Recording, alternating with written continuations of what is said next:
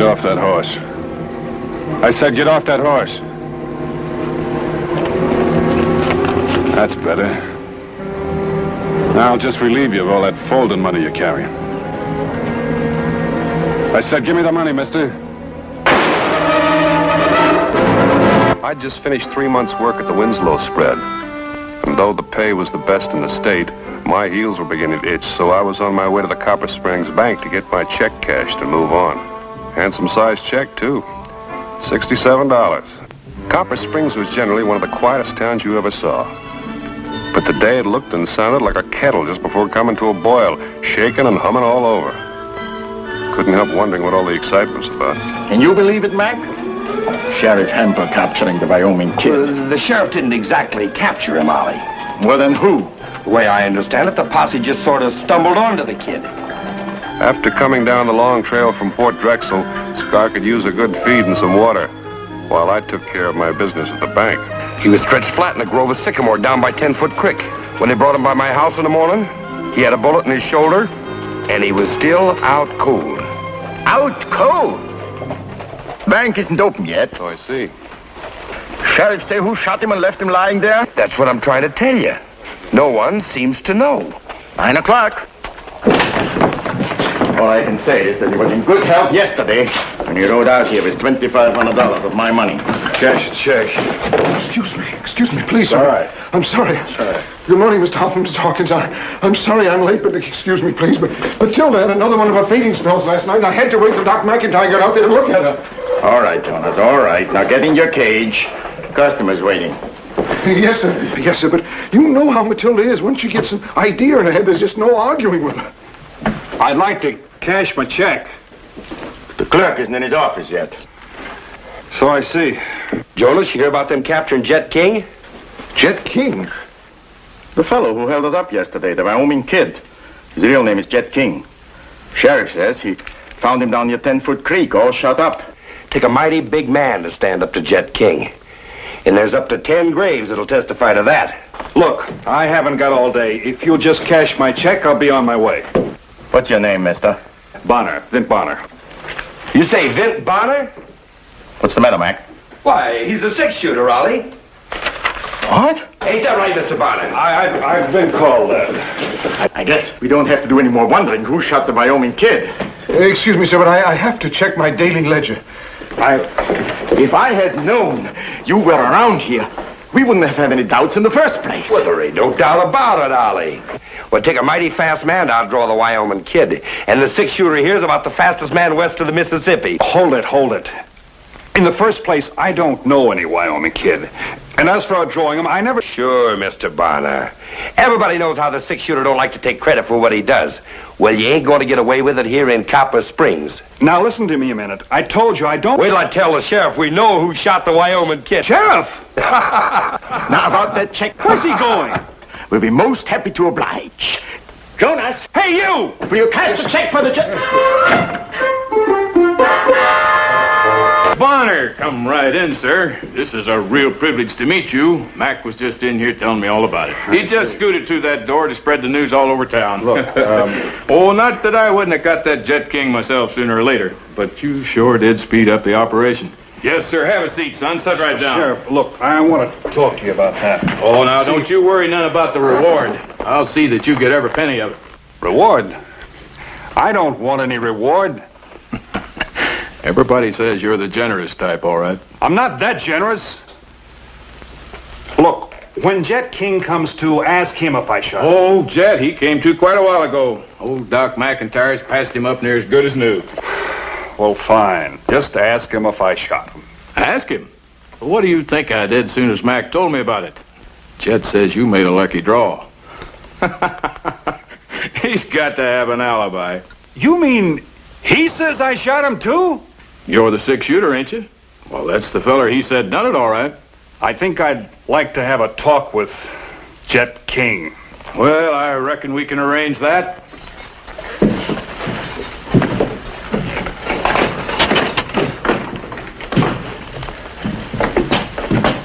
Jett? Huh? This here the fellow who shot you? We going over that again, Sheriff? I told you who'd done it. Yeah, I know, but Mr. Bonner here, he kind of disagrees with you. I sure do. You do, huh?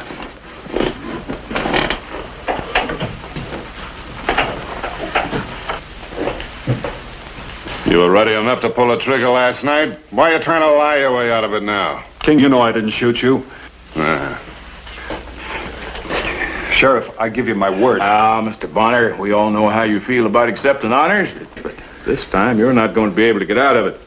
As a matter of fact, I believe there's a little doings planned for later on this afternoon. After the parade, that is. Parade? There won't be nothing much. Just a way for the folks here in Copper Springs to show their appreciation for what you've done. Sheriff, I want to talk to Jett King. Alone. All right, Mr. Bonner. I sure don't see what you hope to gain by it.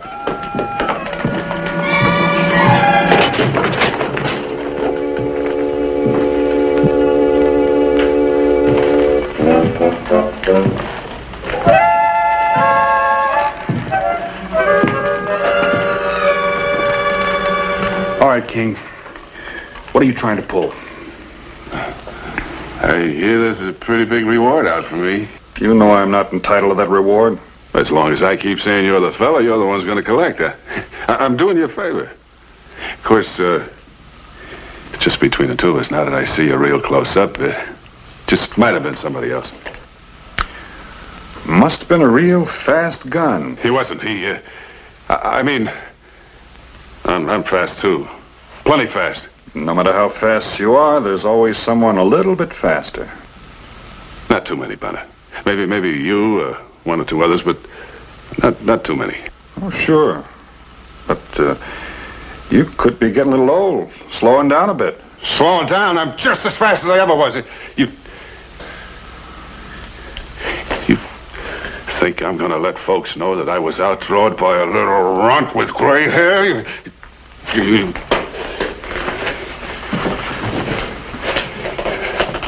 It just that when a grocery clerk, maybe he even wore a ready-made suit. It's stiff-collared, the high kind that chokes a man in the tie.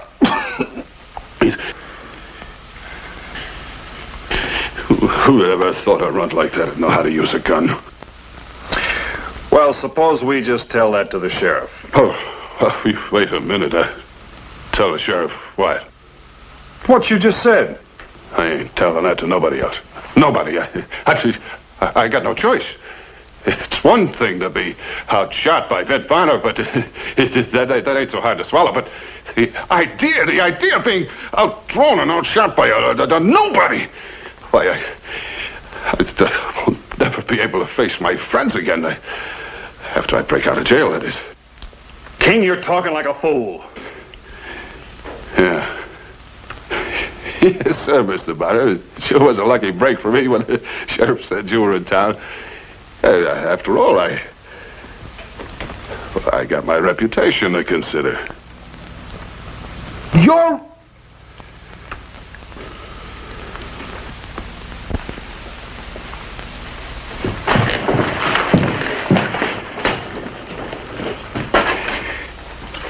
Your reputation. Sheriff! Everything all right, Mr. Bonner? I'm getting out of here.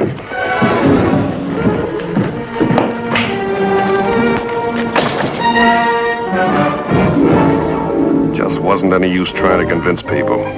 They wanted a hero, and I was it, like it or not. Well, there's one thing I could do. I could clear out of town. And then I remembered I still hadn't cashed that check.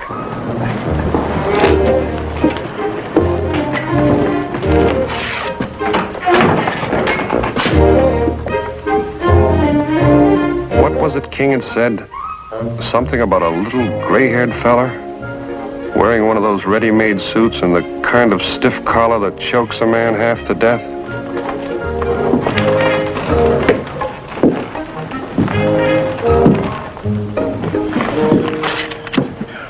Oh, yes, sir. Is there anything I can... Why, it's Mr. Bonner. That's right. Why, you certainly stir up a lot of talk, Mr. Bonner. I seem to. Mr. Hoffman just stepped out for a few minutes. Of course, if there's anything I can do for you. You're all alone, huh? Well, things are kind of quiet this time of day. Wasn't that way when I was here this morning. As a matter of fact, in all the excitement, I forgot to cash my check. I thought maybe you'd do that for me. Oh, well, oh, of course. Never any trouble with one of Mr. Winslow's checks. You've been with the bank a long time, huh?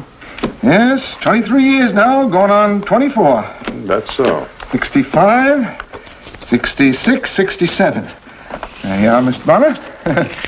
I think that'll do it. That should do it.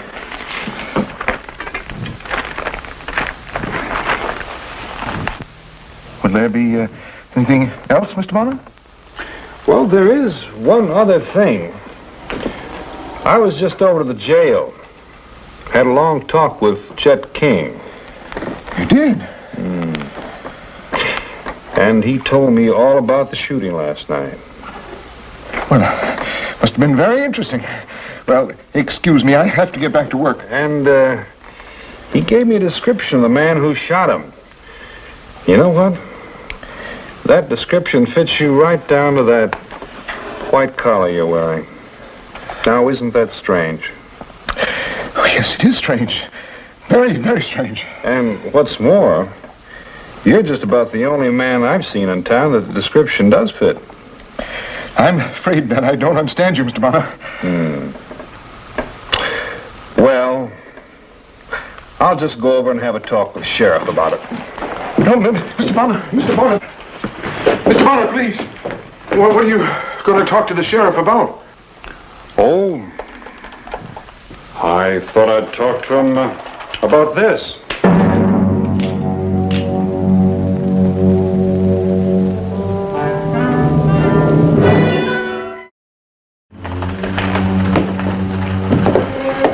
Now, suppose you tell me how you shot Jett King.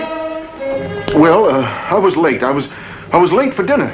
I was out at the Widow Tolliver's on business, and I knew that Matilda would probably be a little worried if I didn't show up soon.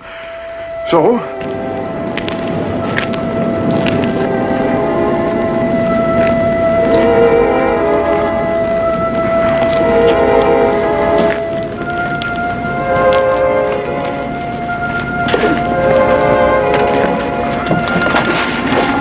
But Widow Tolliver, I just can't drink any more tea. I got to be getting home. Ah, now, Jonas, I don't see why you're in such a powerful hurry.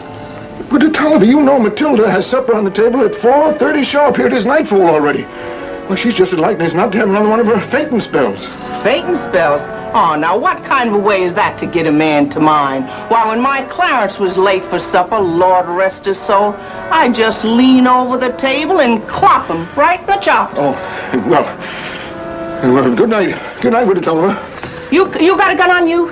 Gun? You mean you're taking my money to the bank without a gun on you to protect it? Protect it, but I don't need a gun. Now, you wait right here. I won't be but a minute. But Widow Tolliver, I don't need anything. I'm just going to... I'll have you know I've been with the bank 24 years now, and I never lost a single solitary cent. I wouldn't care if you was with the bank 100 years, Jonas Pilgrim. You just take this. Ooh. That's my money you're carrying. Well, good night. Good night, Jonas.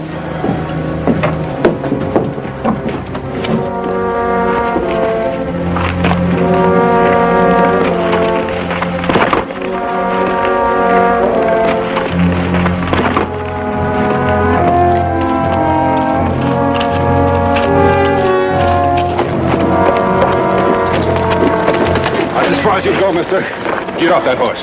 What do you think you're doing? I'll just take that horse you're riding. Get off. Well, this is absolutely the most outrageous I thing said get off that horse. Yes. That's better. And since you're carrying that bankroll, I'll take that too. What? I want that money, mister.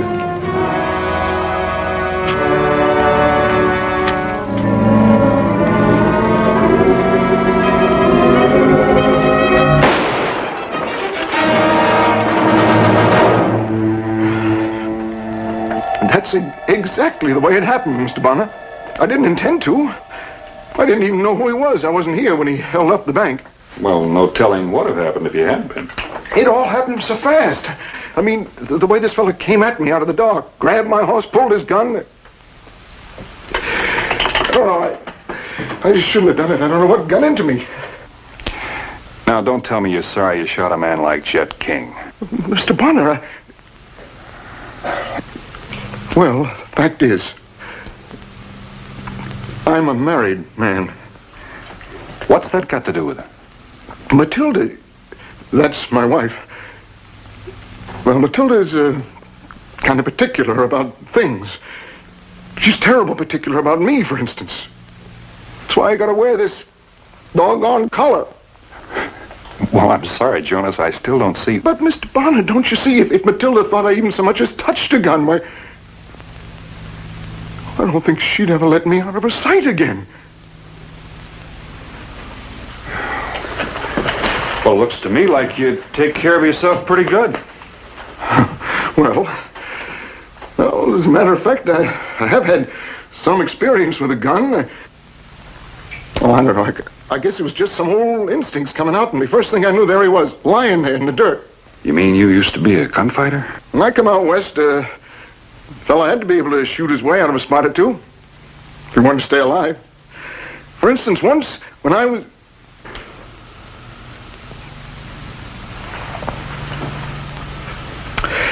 Well, I guess it don't look much like it now, do I? Well, Jonas, every man's bound to do a certain amount of aging. Yeah? Sometimes I think I've done a little more than my share. Anyhow, now you know why I don't want folks to know about what happened last night. Well, that's all very well, but, Jonas, I can't take credit for something that you did. But, Mr. Bonner...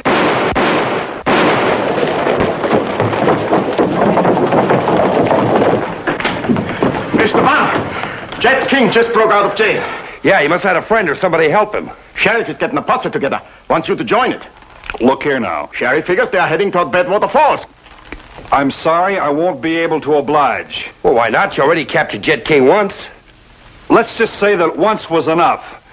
Which way is Badwater Falls? South! Due south! I'm going north, due north.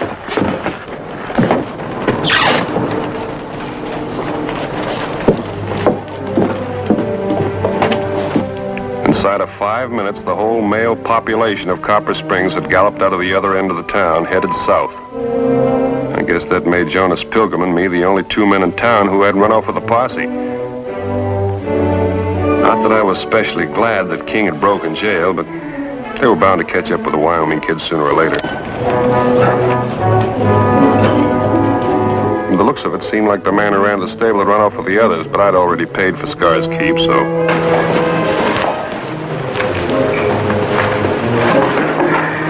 Don't move.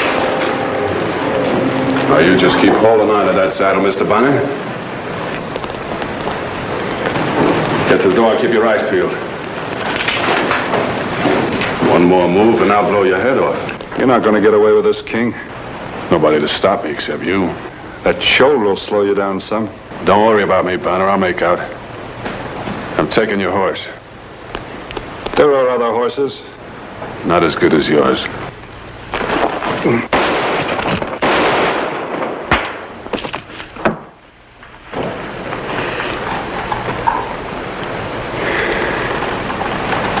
Some days it just doesn't pay to get out of bed.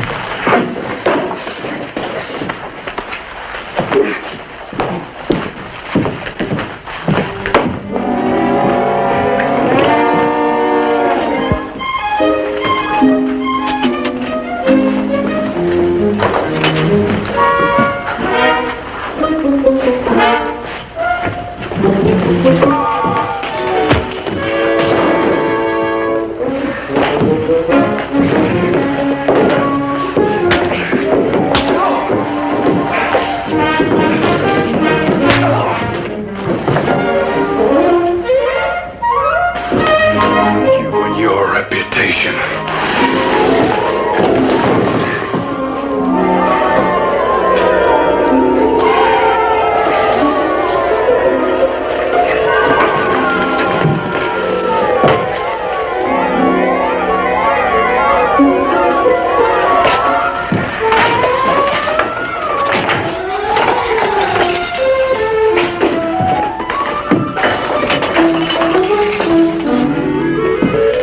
Between the bump on King's skull and the crease in his friends, I thought maybe I could get out of town before the hullabaloo started all over again, but I had to move fast.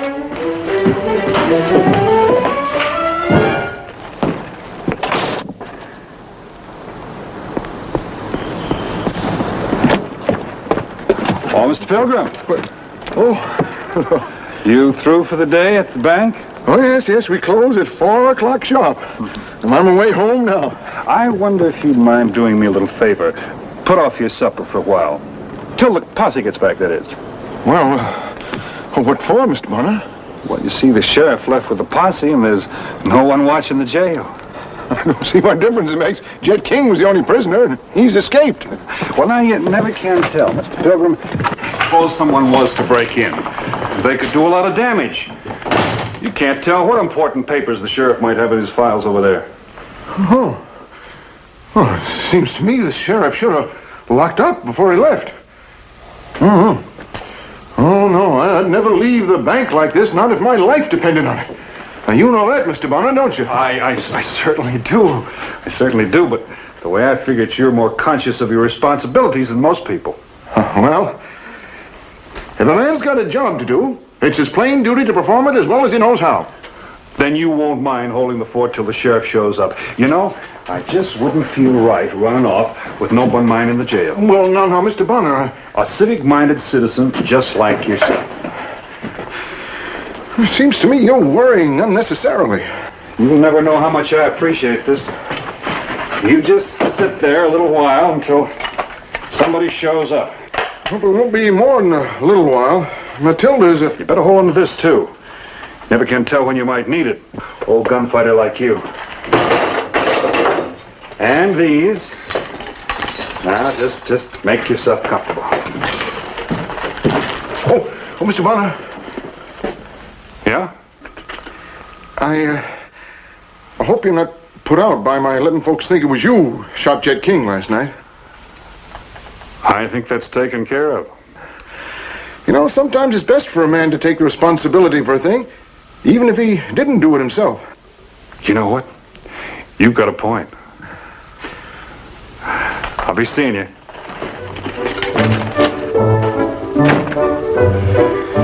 Sure was nice riding out of Copper Springs with $67 in my pocket.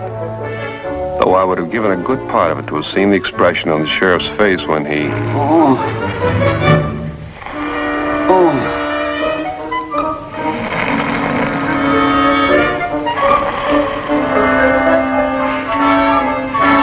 I hadn't seen this with my own eyes. I swear I wouldn't believe it. Kind of tickled me that Jett King's reputation would never be the same. Though I admit I was a little worried about how Matilda would react to Jonas's newfound talent. But then wasn't it Jonas who said that sometimes it's best for a man to take the responsibility for a thing, even if he didn't do it?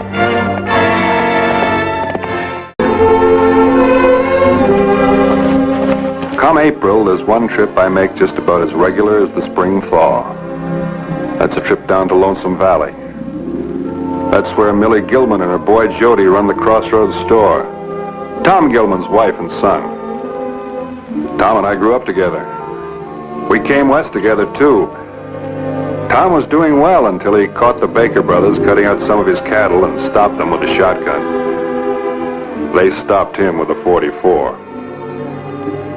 So now it was time to drop by Millie's place again just to see that she and Jody were all right. Maybe lend them a hand. Hello there, Millie. Good to see you. Same to you, Vince. I was afraid we weren't going to see you this year. Well, I'm a little late, but I made it. Hey, where's Jody? Well, he's in town. He should be back shortly.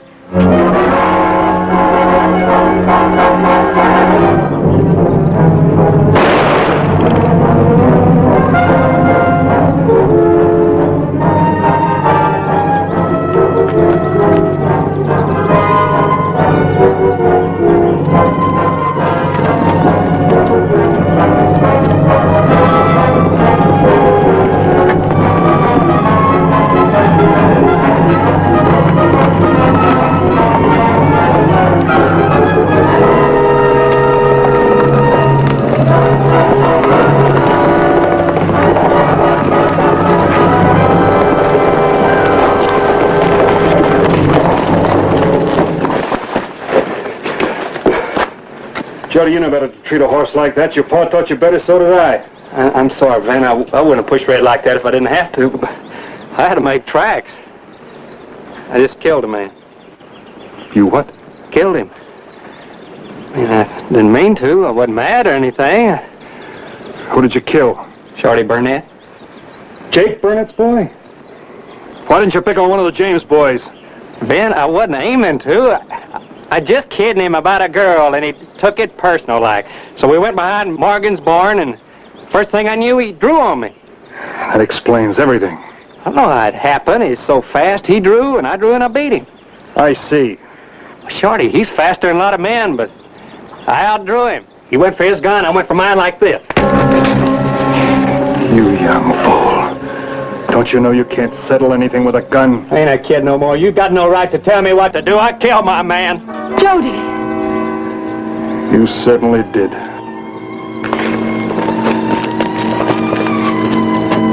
Jody, what did you do?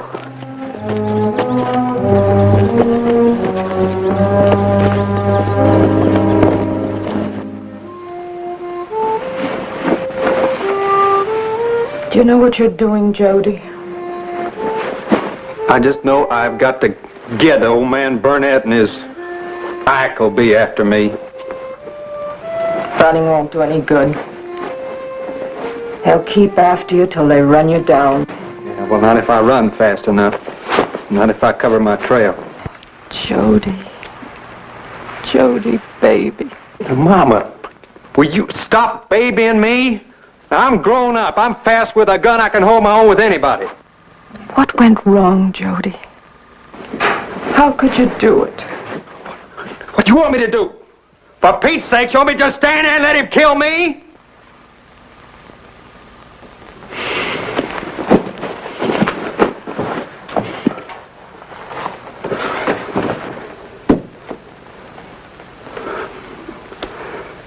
Well, I'll send word to you when I get where I'm going. Oh, Jody, where are you going?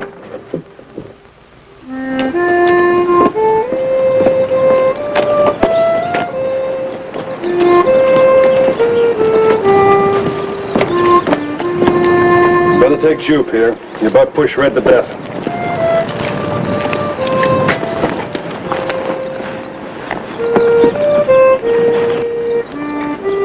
I don't like to give you this, but I suppose you'll be needing it.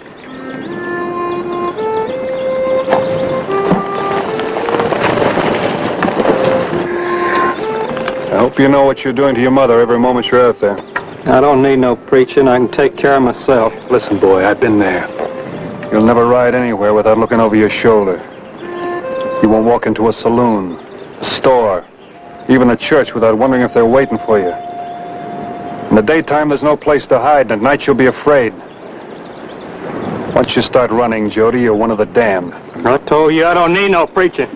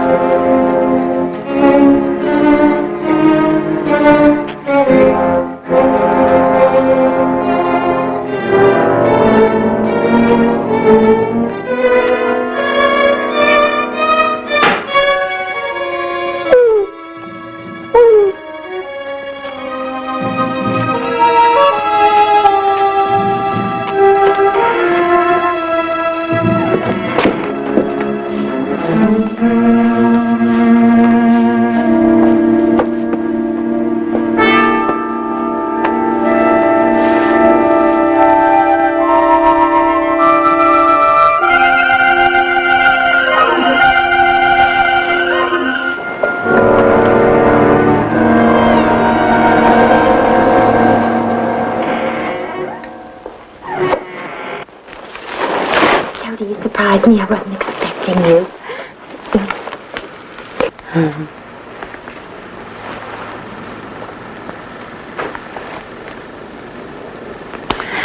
Sam? Will you come away with me? Will you? Oh, why, certainly, right this minute. Where do you want to go? I mean it. Jody, you're serious. I've never been more serious. I can't just run off like that.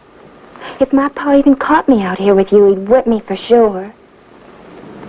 You don't know what you're asking, Jody. Maybe I can make you want to go with me. No! Well, go on. Go on to your pa. I don't need nobody.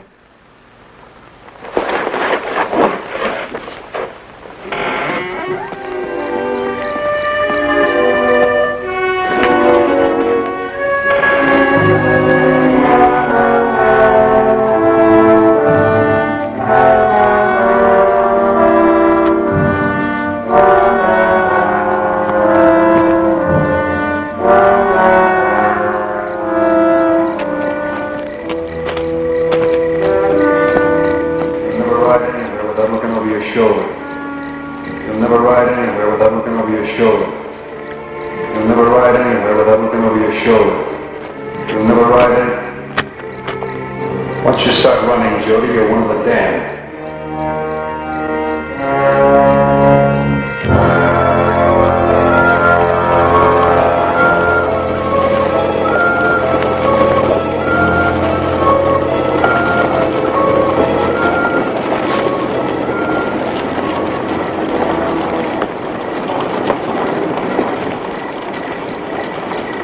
Porfirio!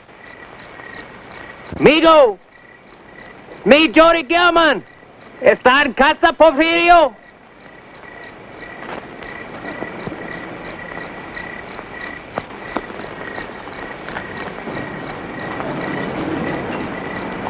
Porfirio?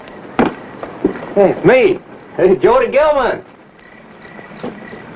Jody! Jody, muchacho! Why do you wait so long to come visit Porfirio? Go inside, hijo. I'll take care of the horse.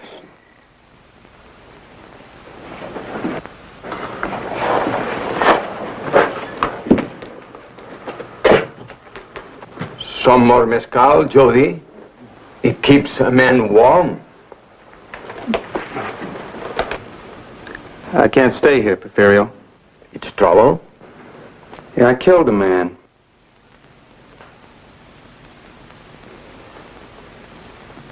You kill him in hatred? No. Then you have nothing to be afraid of. Nothing except his old man, his brother, will be after me. I don't want you to have any trouble because of me. Jodito, you came to me when you were no taller than that. When the bees found you, when you found their honey. You remember? I remember the bees, but I forgot the honey. If Porfirio could help you then, he can help you now. You stay here tonight. And tomorrow, we will see.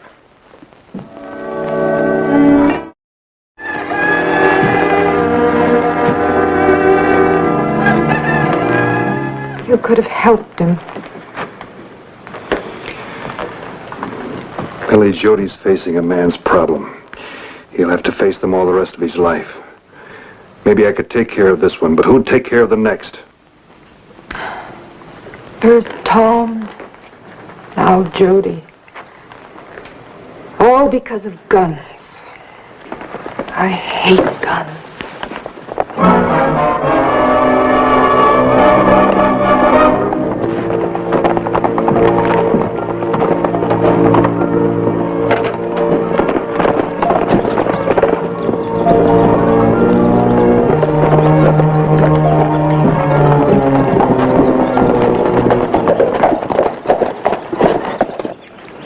Where is he? That sidewinder who killed my boy. Right out of here, Burnett. I'm sorry about your boy, but it was a fair fight. I'll show him a fair fight. Shut up, Ike. Listen here, Bonner. That boy of mine was faster than most men in the territory. If Jody killed him, he backshot him. If you believe that, go see the marshal. Let him settle it. Yeah. No Burnett goes crying to any marshal. I'm asking you again. Where's the boy? Let me find out, Paul. I'll get it out of him. Don't be a fool. He'd just soon gun you down as look at you. Now listen to me, Burnett. Both of you. That boy of yours was a bully, and he finally got what he was asking for. You've come here looking for a killing. If you don't ride out of here, there's going to be some. I can't put it much plainer than that. He murdered my son, Bonner. I'm going to get him for that.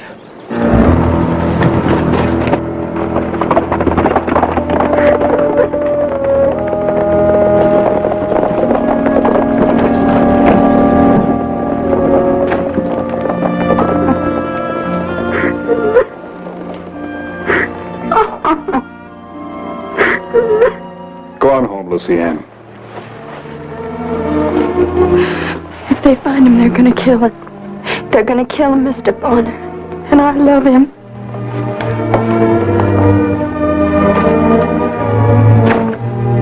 And he's my baby. He's all I have.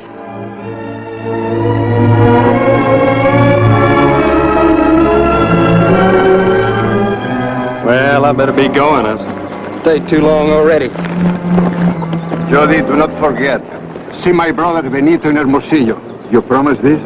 I'll see him, Porfirio. Tell him what I told you. He will help. Thanks again. Vaya con Dios, amigo.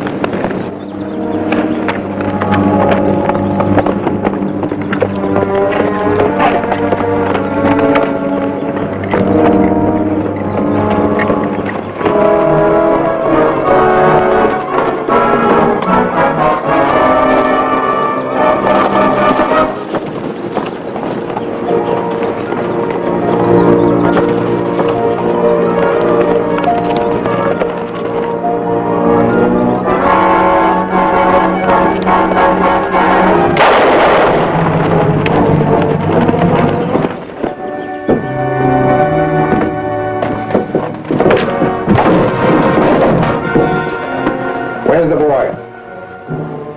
You might as well tell us you've heard him. We'll find out anyways. I have no boy. Ike, build a fire outside. You won't only talk, old man. You'll yell.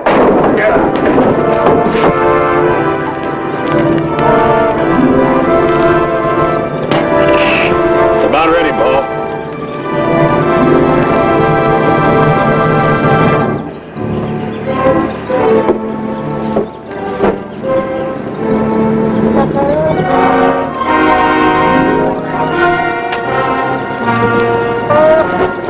I'm going to ask you once again.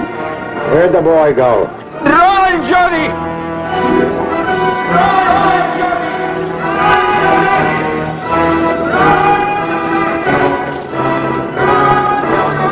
Porfirio.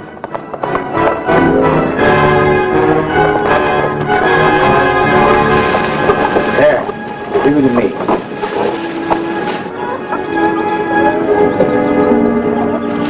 Run, Johnny!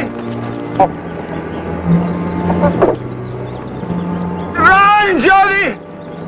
Run, Johnny! Run, Johnny! Run, Johnny! Run!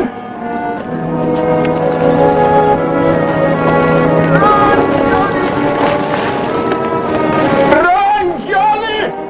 Run, Johnny!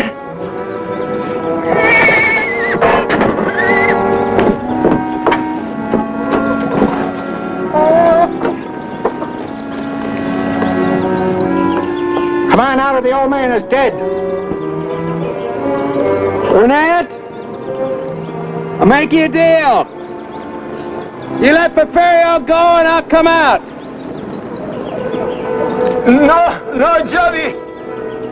Do not do it! Run! Run! Throw that gun out where we can see it, boy. You let Porfirio go first. Throw that gun out first.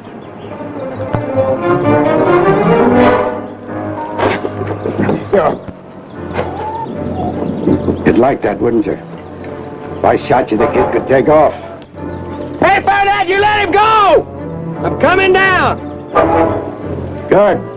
Throw your gun out first. I don't know you let him go if I do. That's the chance you have to take, boy. And you better hurry.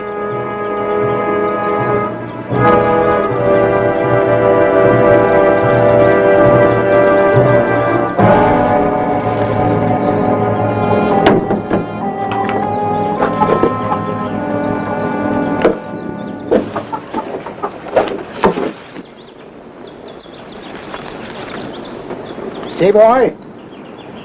You can trust me. I'm a man of my word. Come on over here, Jody. Don't be so bashful. Want me to tie him up, Pa? No need to. Can you outrun a bullet, son? You try to run, I'll bust a leg for you. Jody!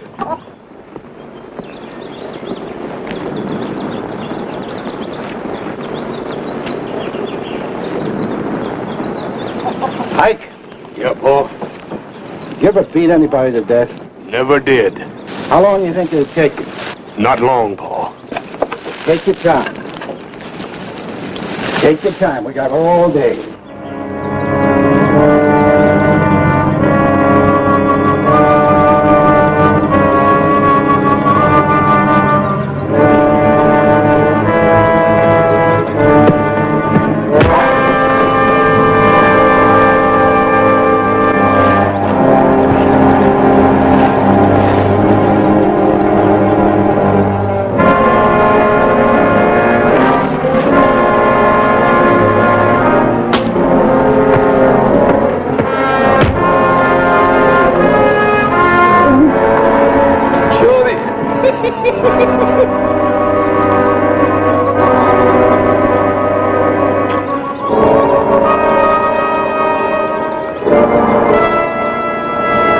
Come on, boy. As long as you're breathing, you're still alive.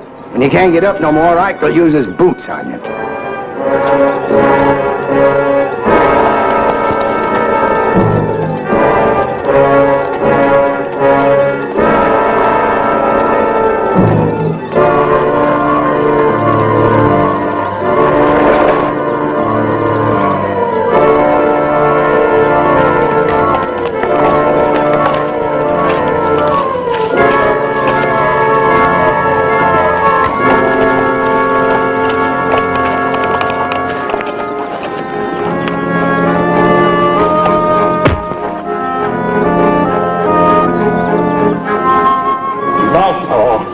Wake him up.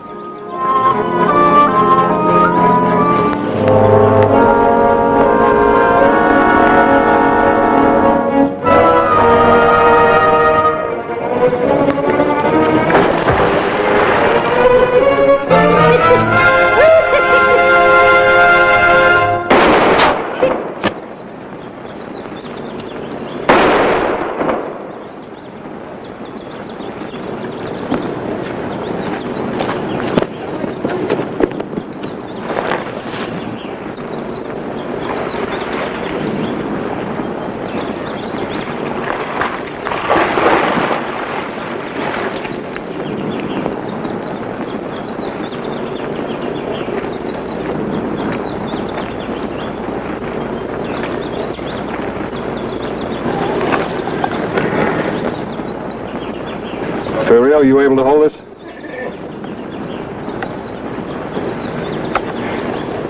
Kill him if he moves. Gracias, señor. I will do it.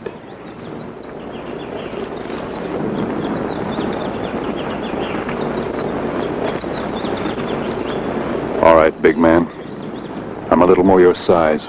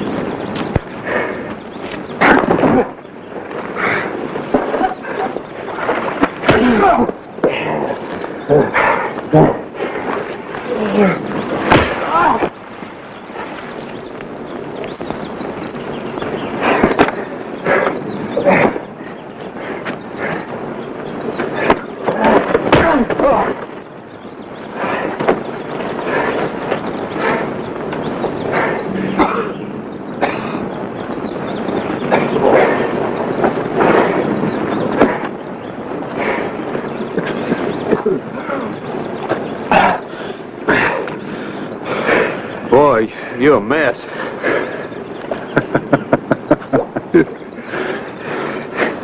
You don't look so good yourself. You had a drop on him. What'd you fight him? I think it's about time you learned that a gun wasn't the only way to settle an argument. I wanted Jolly to run, but he didn't. He's much man. I am proud of him. I'm proud of him, too. Your mother and Luciana waiting. Yeah. When Andy Dunn sent me down to Minton to look at some cattle, it was the first time I'd been in the southern part of the state since the Indian uprisings. It's a beautiful country down that way, but mighty empty and mighty lonely. Along about noon, I was beginning to figure I'd got myself lost. The sign said Minton, all right, but it didn't show which way. I looked over, and Scar was headed southeast, so that's the way we went. Maybe Scar'd smelled water because we hadn't gone more than a mile when we saw a house. An old ranch house, just about 1,000,000 miles from nowhere.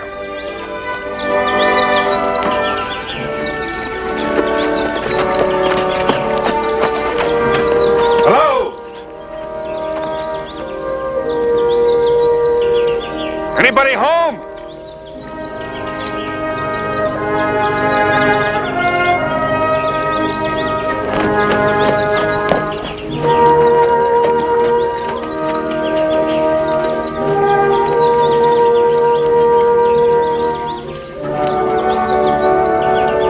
Mind if we have some water?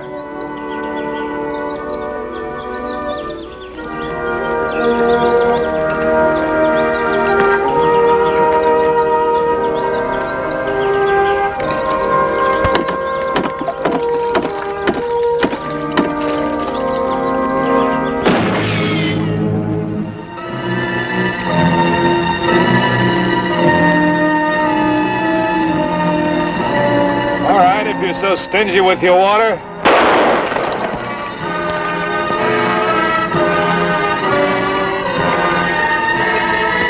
I'll leave if you'll show yourself. You can leave right now, mister.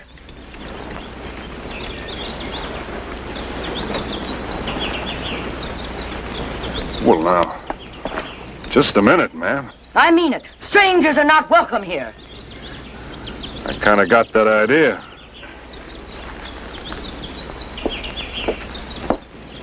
I don't mean you any harm, ma'am. What are you doing here? I'm on my way to Minton.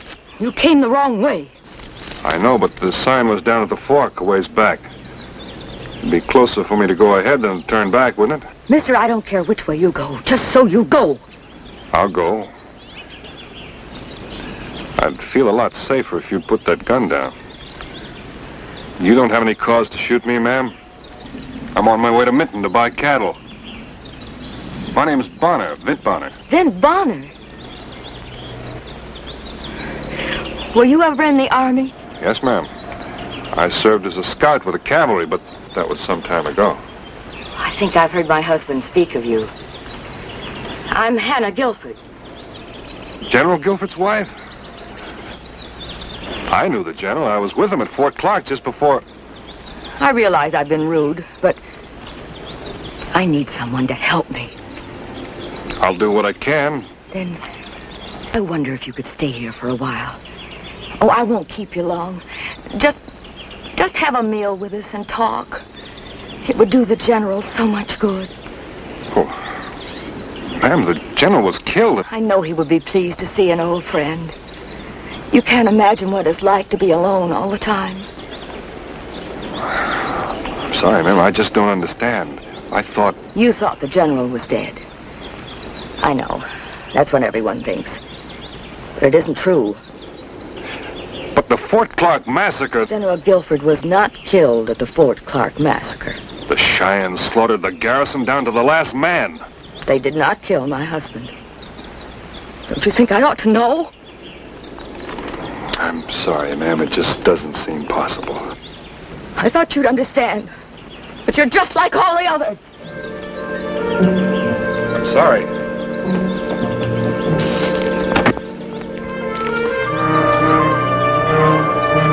Just go away, Mr. Bonner. Water your horse and go.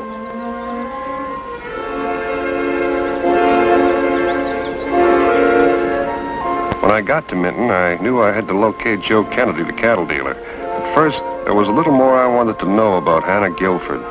So I stopped at the place that can generally answer my questions about a town. Yes, I know how you feel, Mr. Bonner. It's mighty sad about Hannah Guilford. Mighty sad. I sat through that army hearing myself, all of it. Not one man got out of the fort alive. Well, everyone in Minton knows that. Everyone except the general's widow. Well, can't anyone make her understand? Yeah, people have tried. I've tried. Yeah, she just flies off the handle, just like she did with you.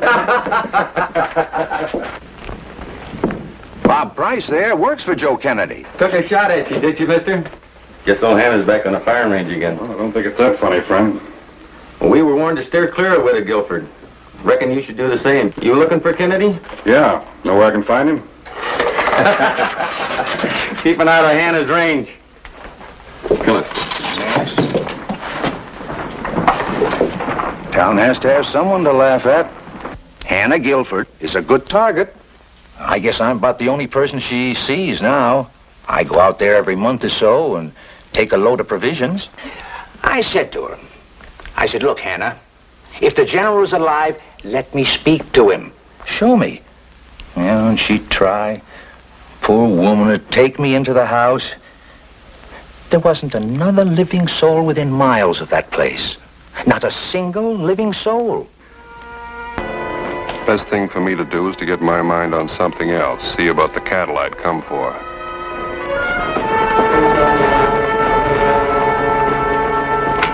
This Bonner's the latest one that's happened to. In 5 minutes, Hannah took 2 shots at him, asked him into the house for dinner, and then slammed the door in his face. I think I've got a right to know, Sheriff, just what you're going to do about her. I got no grounds to do anything, Kennedy. You know that. When she starts shooting at people, it's time to clear her out of there. Hi, Bert. Bonner! Good to see you, Vint. What brings you to Minton? Cattle. I'm looking for a man named Joe Kennedy. You found him. I'm Kennedy. Oh. Glad to know you, Mr. Bonner. Glad to know you, Mr. Kennedy. Everyone's heard of the 6-shooter. How many head are you in the market for? Well, first, I'd like to see what you've got. Oh, not too many and not too fat. Grazing land's been pretty dry. But why not come out to the ranch in the morning and have a look? Thanks, I'll do that. Did I hear mention of a little problem when I came in? Afraid you stirred up a hornet's nest, Vint, stumbling onto the Widow Guilford the way you did. I hope I wasn't the means of causing her any trouble. Nobody wants to cause her any trouble, Mr. Bonner. But if she's starting to get violent... More than likely I frightened her coming up on her suddenly like that. I've got some grazing land next to that ranch of hers. My boys have to work out there. I wouldn't want any of them getting shot. Sure you don't want me to run her out, Kennedy, so you can take over her ranch? It would fit in pretty well with that spread of yours. Oh, I don't deny that I could use it. In fact, I offered her $6,000 for it. A run-down place like that. If she wouldn't take that kind of money, she's got to be out of her head. Now take what she did to you. She didn't cause me any harm, Mr. Kennedy. Hannah Guilford may be hard to understand at times, but she's the widow of a mighty fine man. The general died defending his territory. If it hadn't have been for men like him, the Cheyennes would have burnt this town to the ground long ago. That may well be, but his widow's still a dangerous woman. I'll see you in the morning, Mr. Bonner. Right. Looks like everybody in town's got pretty strong opinions about Hannah Guilford. One way or the other.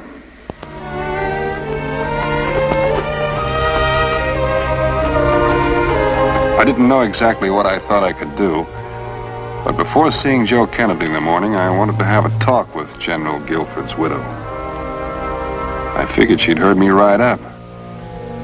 When I reached the porch, I heard something that made my flesh crawl. William, if you'll sit quietly, I'll read to you. I don't want to argue anymore. You must try to understand. I thought Mr. Bonner would be a welcome guest. I meant you no harm, Will. I'll read to you from the book of Proverbs. Who's there? Answer me. Who is it? I'm sorry. Oh, Mr. Bonner. What are you doing here? I don't like people prying. I just came to pay you a little visit. I know how it is to be lonely. Well, that's very kind of you, but... May I come in? Very well, if you like.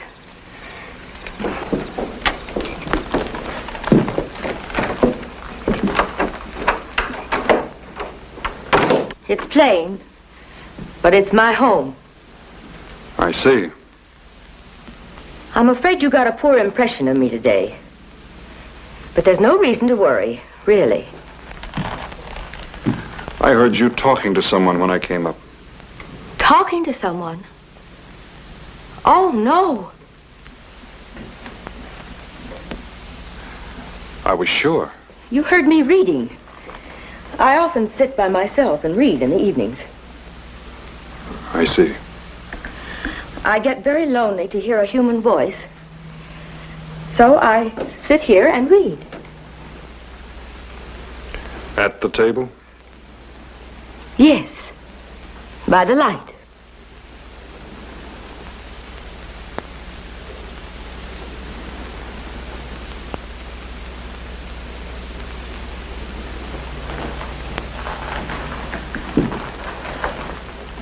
Don't you believe me? Yes, ma'am.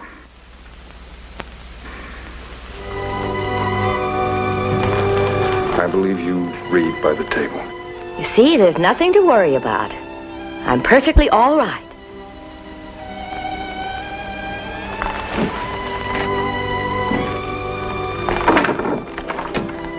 Good night, ma'am. Good night, Mr. Bonner. By 11 next morning, I'd pretty much finished my business with Kennedy. Like he said, his cattle weren't much to look at. And there weren't but a few I liked well enough to buy.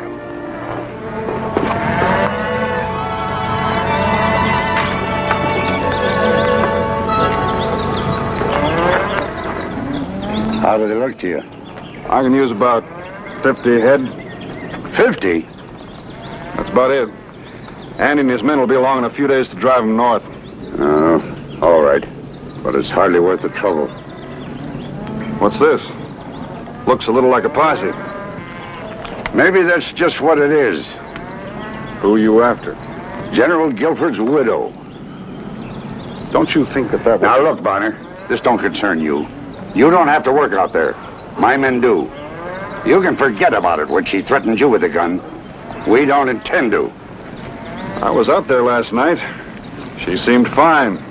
We've had 5 years of it. Time we put a stop to it. Don't you think that's a job for the sheriff? Bert Jessup won't raise a finger. It's up to us. And Hannah Guilford.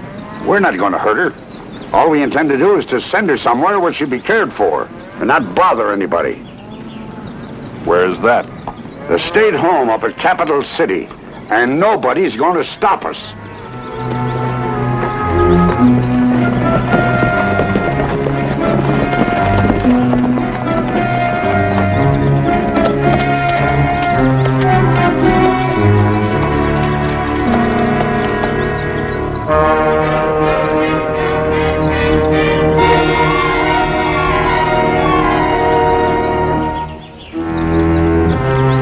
I never did believe in ghosts, and I wasn't about to begin.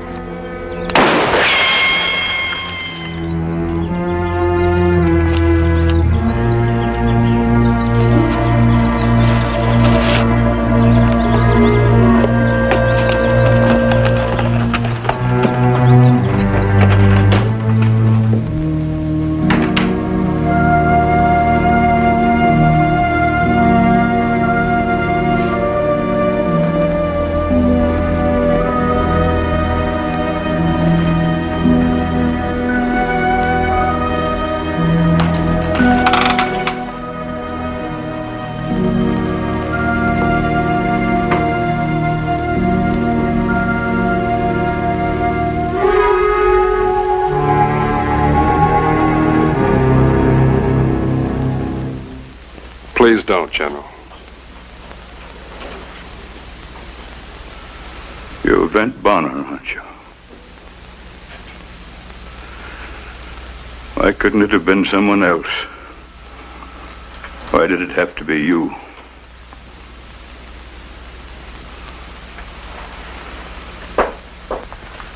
I don't know what you're trying to do, but I came here to warn your wife. Warn Hannah? Yes, there's trouble coming. I thought she ought to know. Well, there was no... Mr. Bonner, why can't you leave us alone? I don't mean to bother you, ma'am. It's all right, Hannah. It was bound to happen sooner or later.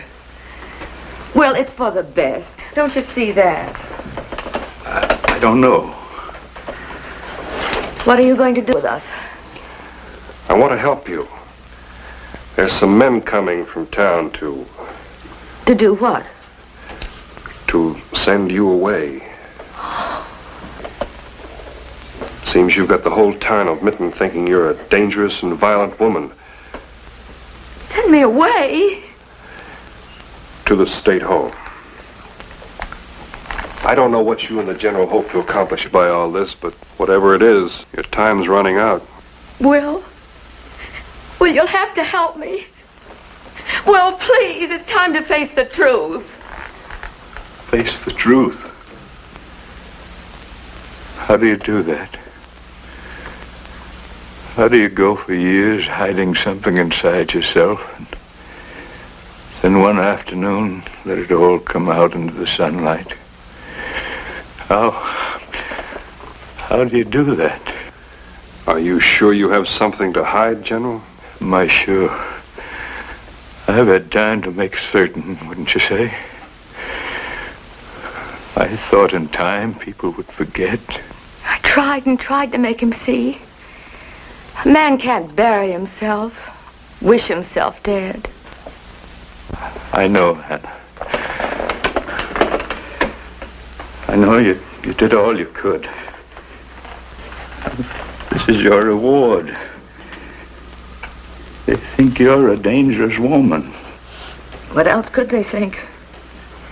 But I was willing to let them think anything. If you wanted it that way, Will. I wasn't looking for any reward. I know, my dear. I made you pay a terrible price for loyalty. Not just for loyalty.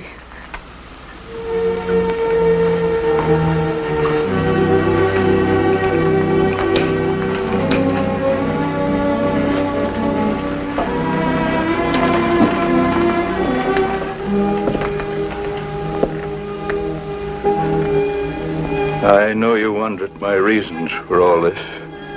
Yes, sir. I do. Did you ever do something that suddenly made you realize you weren't fit to live any longer? How would it sit with you to know that I was nowhere near Fort Clark when it was attacked? I'd been sick for weeks. The time came when I couldn't stand it any longer. The medical corpsman at the fort couldn't help me. I thought it would be safe to chance a trip to a doctor. Safe. Half the Cheyenne tribe just over the hills, and I thought it would be safe. But you didn't know. I should have known. I knew the Indians wanted that fort. A good commander would have known where and when they would attack. They saw me go. When I left the fort, there were 3 of them on a hill over the trail. Those 3 Indians were Cheyenne scouts. They saw the commanding general leave the fort. 3 hours later, they attacked. General, that's not the reason. When I learned, I went back and I saw every single man killed. Everyone burned, mutilated. William, please. And the finest part of my triumph, when I tried to report, they were saying I was a hero. I had made the great sacrifice. The gallant commander died at the head of his garrison. I couldn't face anyone after that. I came back here to die. I've been dead ever since.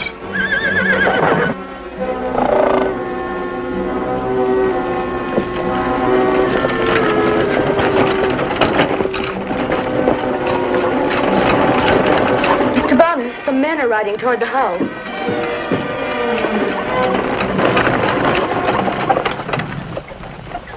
Mrs. Guilford! I'm afraid they mean business. I'll talk to them.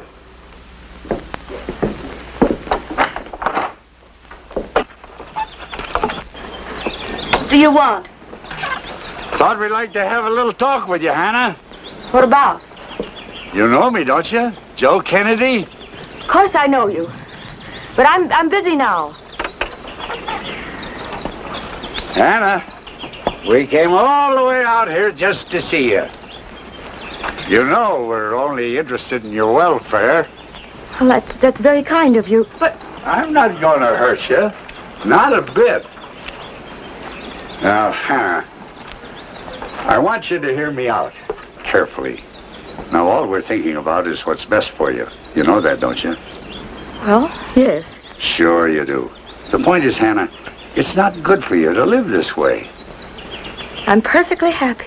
But it isn't right. You've got to be where people can care for you, where you won't be alone. I'm not alone. Do you know what they're doing to your wife out there? Hannah's very loyal. She's Loyal? What kind of a price does she have to pay for her loyalty? You not only buried yourself, you buried your wife with you. Now you go out there to her.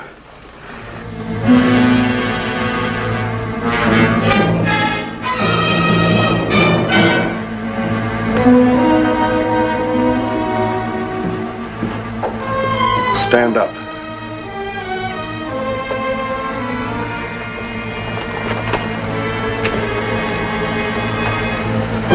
You know that's not true.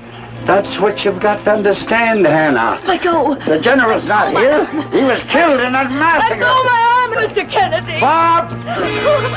Honest, no use Will, to come fight. and help me! We're going to take you. Will, come show Will him! can't help you. He's dead. He's not dead. Let me go. Will! William! Settle down, Hannah. Help me! Will! William! William! Settle down, Hannah. Help me! Nobody's going to Gentlemen.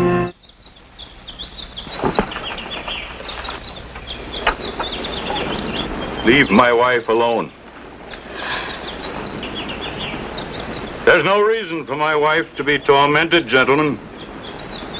Not any longer.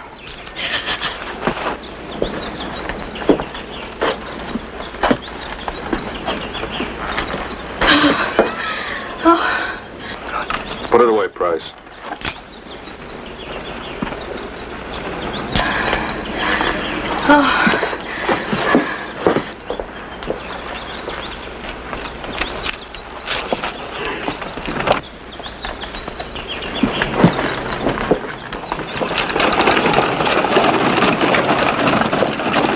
You won't have an easy time of it for a while, sir, but there's one thing you've got to remember.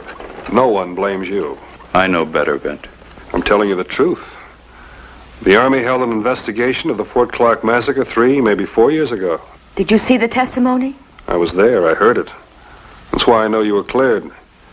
Even if you hadn't left the fort, the Indians would have destroyed it. They came in from the north in greater numbers than ever before. The court agreed it was only because of the defenses that you erected that it held out as long as it did. Otherwise, the Indians would surely have gone on to burn Minton. You see, William, you did save the town. In the eyes of everyone concerned, you're a hero, alive or dead. Thank you, Mr. Bonner. I'll be going along. Can't you stay with us for a while? You'll have plenty of company. Both of you.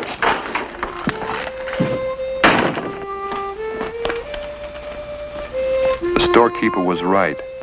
A town has to have someone to laugh at. But it needs someone to admire, too. And once they got to know each other, Minton would be looking up.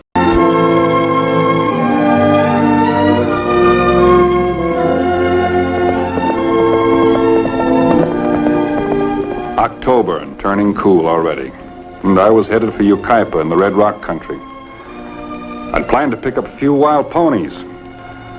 Also, I'd have a chance to visit my old friend, Doc Cross. A howling dog started it all.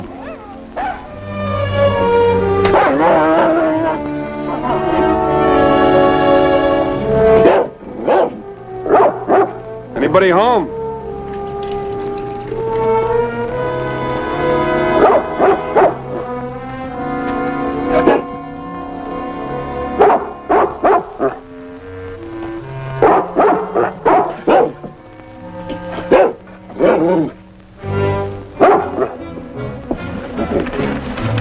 Oh, you're a nice fella. Yeah, you're a nice boy.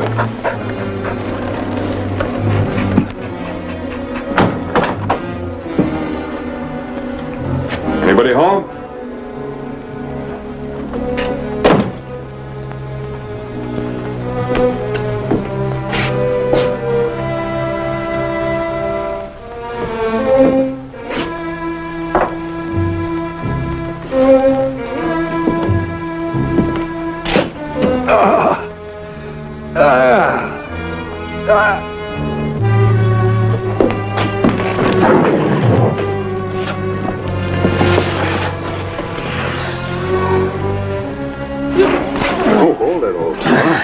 You got the wrong fella. Maybe I have. Sorry. Something about the bushwhack makes me kind of cranky. How did this happen to you? I was gored by a butterfly. Come on, I'll give you a hand. Take it easy.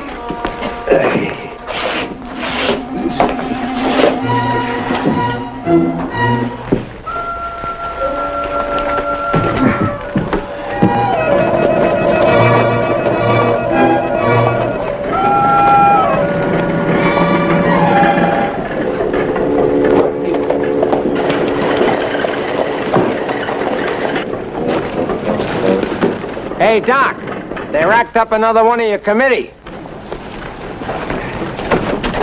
Bring him in. Bring him right up here. That's it. Vint Bonner, am I glad to see you. Hi there, Doc. While you're socializing, the patient can bleed to death. The Cotton boys? Who else? Come on. Come on. Look out. Take it easy. How'd it happen, Tom? My fault. They caught me napping. This is the 5th this week. What happened to the town of Harmony? It used to be a real peaceful place. That was before Gus Cotton moved in. He's a draw fighter. Used to ride with the Gibbons bunch out of Willow Fork. What's he doing here? I don't know. Maybe Tracer Gibbons is spreading out.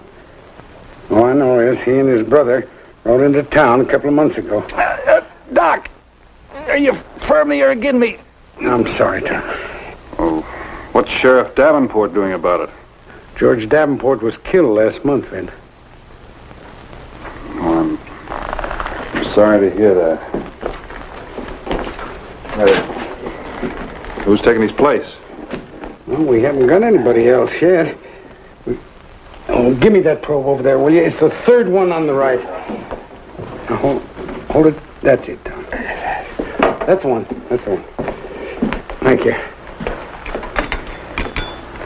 We're electing the sheriff tomorrow, along with the mayor. Who's running? For sheriff, that is. Well, Ernie Schroeder, for one. Now, Tom, lie still if you can. You can yell, but lie still. And Gus's brother, Roy, is the other candidate. And anybody who is man enough to speak up for Ernie Schroeder gets this.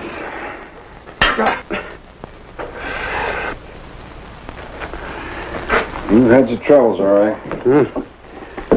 How about giving us a hand with them? I mean, just until the storm blows over, huh?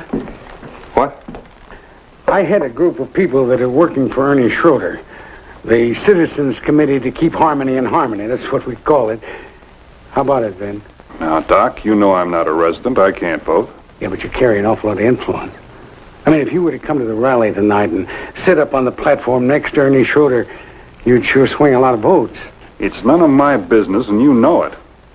Yeah. I guess you're right. All I mean, I just wouldn't feel right butting in. Yeah. Staying at the hotel? Oh, yeah. I want to stay around long enough to get a hot bath. Well, the rally's up at the town hall. It's at 7:30, Ben. Don't count on it. Well, you know best. You gonna be all right? Oh, sure, you'll be all right. Well, I'll see you before I leave. Yeah.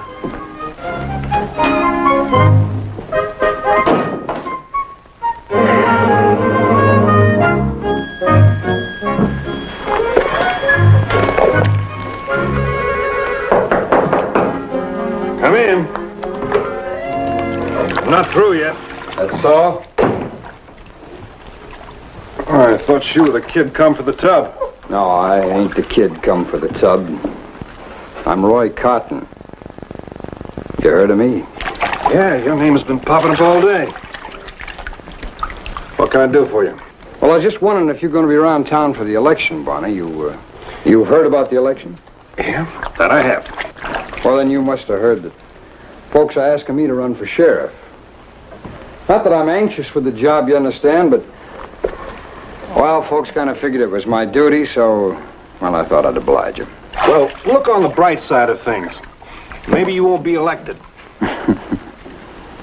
No, Bonner. I'm going to be elected. Well, I can see that a nice, personable fellow like you'd get a lot of votes. Hand me that brush over there, will you?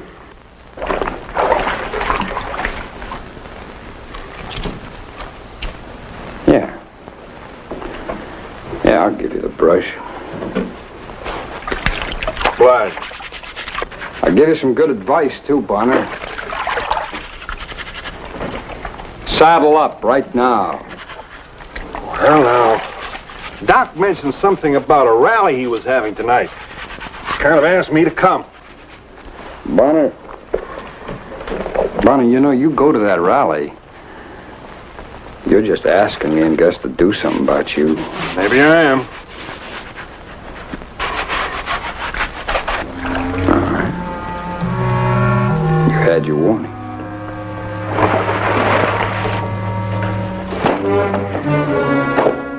I'm not leaving town. So if you want to do anything about it, you better do it now.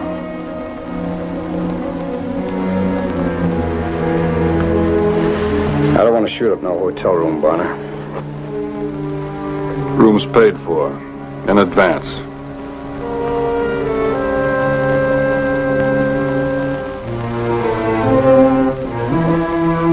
There's no rush. You just be out of town time sun goes down, Bonner.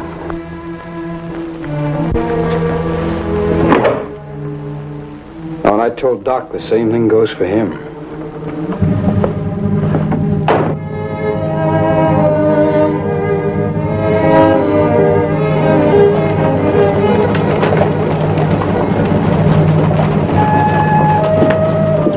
Well, I guess nobody relishes the idea of being told what he can do and what he can't.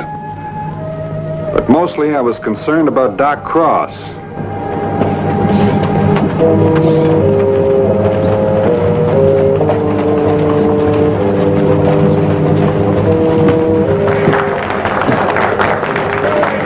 And so we come to our ticket.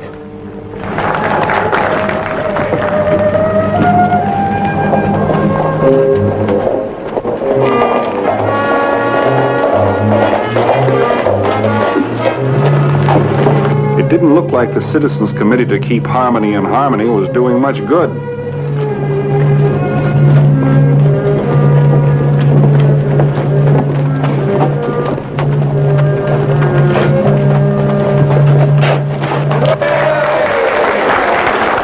we got our candidate for mayor, our own good friend Cecil Potter. You all know Bo Spitzer. He's running for coroner. And now, last but not least, the man who's going to bring law and order back to Harmony, Ernie Schroeder.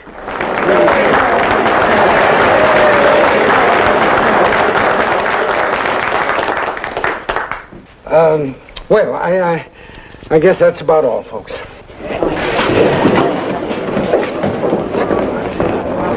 Wait a minute. I think we've got us a visitor. Yes, sirree. Vint Bonner. Come on up here, Vint.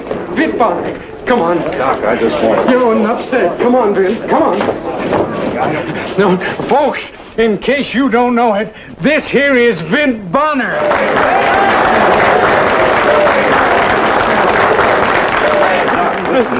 No, now we got real work to do. Because before polling time, I want every citizen in Harmony to know that Mr. Bonner here is on our side. Yes. Doc, if you only listen to Now, me. we've got to spread the news that any man can vote the way he likes. Now, there's going to be no bribery, no double voting, and no intimidation at the polls. And anybody that tries to make it otherwise will have to answer to the six-shooter.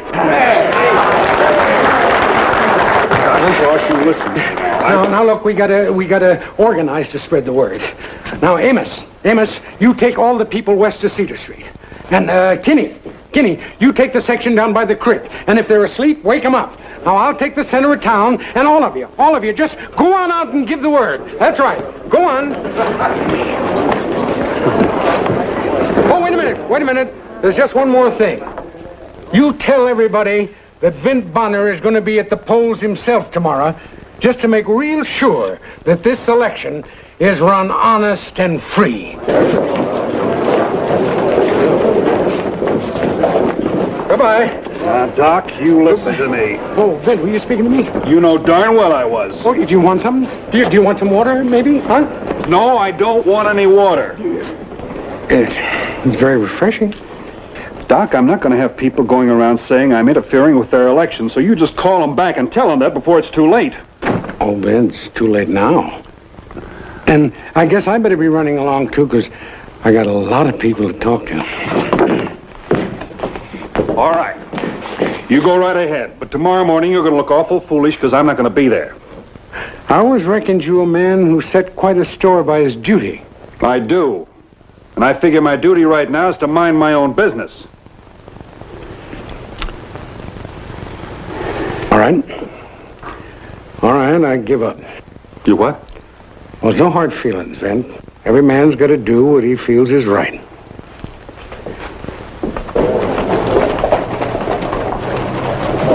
Hey, Doc, wait a minute.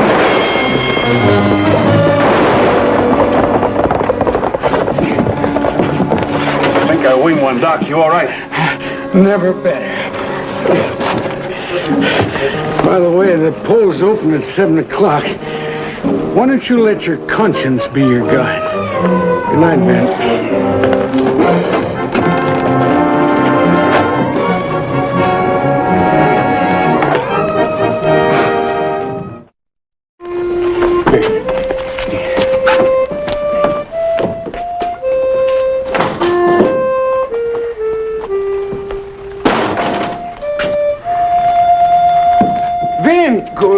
Good for you, Vint. I knew you'd come down to oversee the voting. Well, I don't mind telling you I did some tossing and turning about it. Oh, well, if it's interfering you're worrying about, just forget it.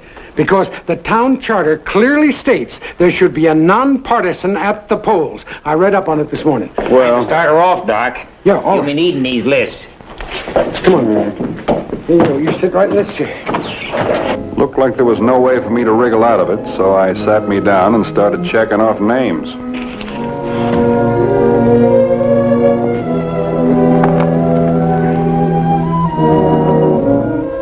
Well, the voting went real smooth that morning. There was just one shooting. That turned out to be a flesh wound. Then about 11 o'clock...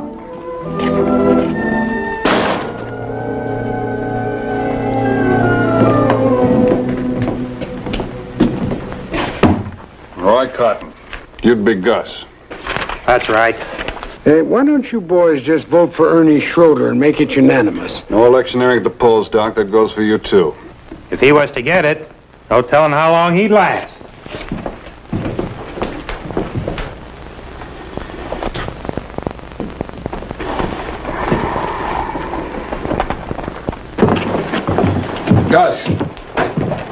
Gus, what do you think? You should have gunned him when you had a chance. Come on. Where to? Willow Fork. Tracer Gibbons? You know anyone better?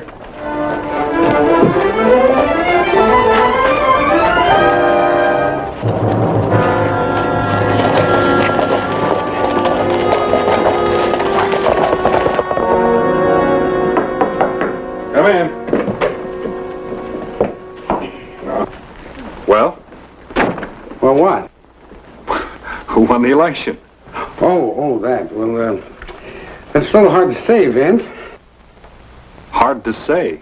Well, I mean, we had to have a complete recount. We just couldn't believe our first totals. As a matter of fact... Look, did Ernie win or didn't he? No, Vince, he didn't win. Well, that's too bad. It could have been worse. You mean it was a close vote? Well, I don't think we could call it exactly close. Do you, Tom? Not exactly. Well, what are the figures? Well, in the race for sheriff, that's the one we consider the most important. Yeah?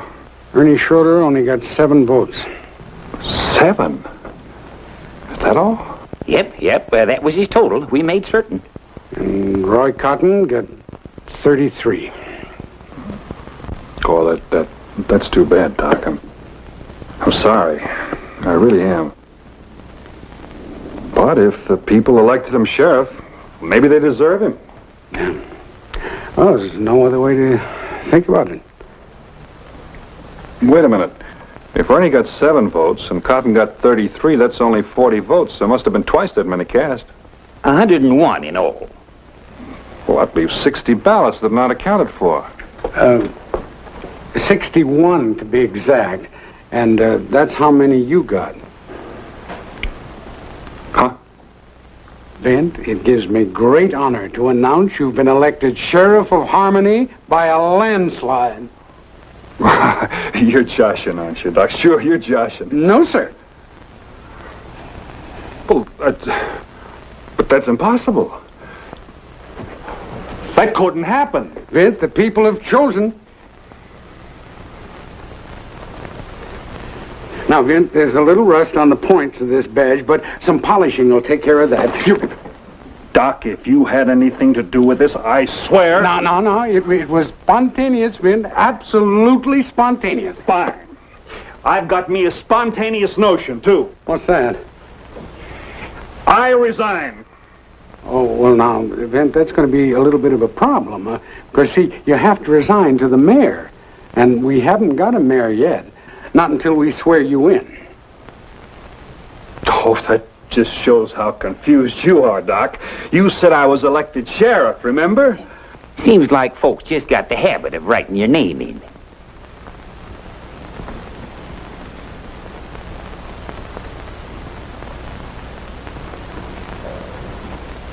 You mean they elected me mayor, too? By a 2-to-1 majority, Your Honor.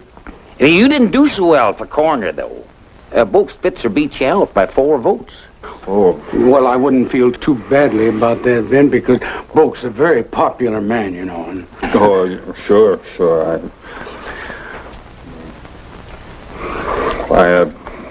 I appreciate the honor. All those people voting for me. I really do.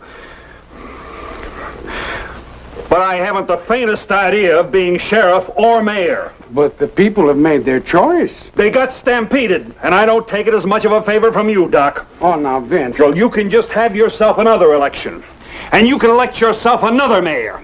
And you can take that badge, and you can take it, and you... Doc, you better come quick.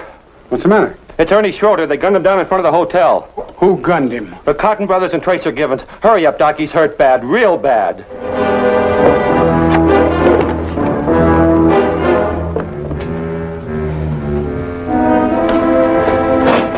Vince, I'm going to have to leave him in this room for a while. It's all right, Doc. Who is it? It's Vince Bonner. Now, take it easy. Listen, Vince. What is it? They're in the saloon. 3 of them.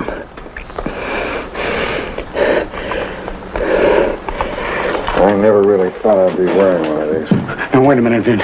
You were right. It's not your business. It's our problem. We got to solve it ourselves. Now, look, Doc. Minding your own business is a good thing.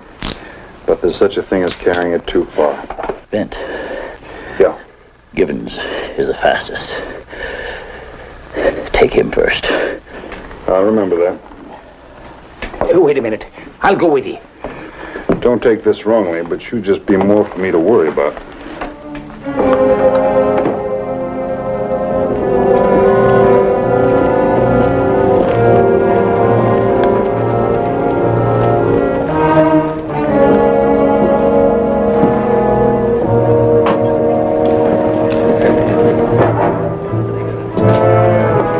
So she turned me. Mind you, she was all at 200 pounds. Sure.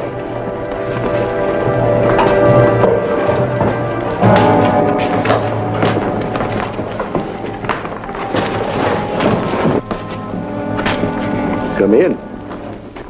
Come in. Friend of yours, Gus? I've seen him before. Well, step up to the bar. What's your pleasure?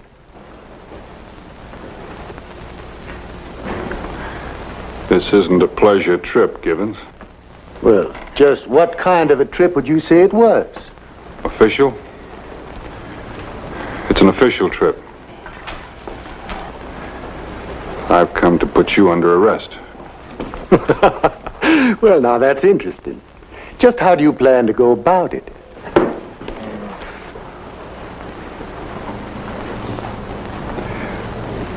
Well, it'd make it a lot easier if you just put your hands up and come along with me quietly. Well, it used to be even a lawman give 'em. You wouldn't know an even break if you saw one, Givens. No sporting blood. Well, boys, looks like he's got it cold. Looks like we'll just...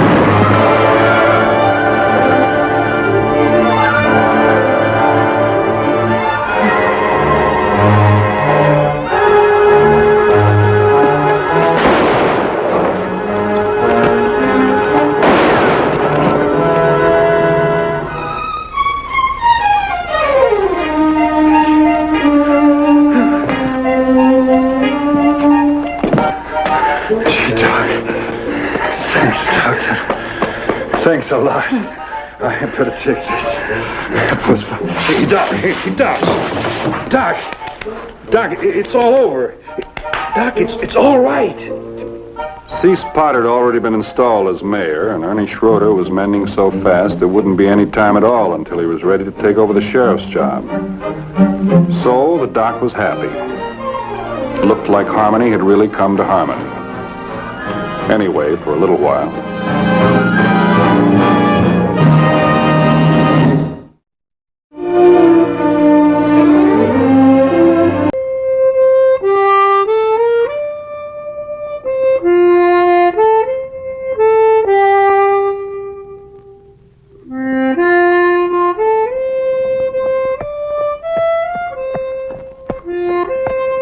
I hadn't figured on going through Clay City. I was already a day late to the Jefferson Ranch where I'd signed on for the roundup. But when Scar started favoring his right hind hoof, I didn't have any choice.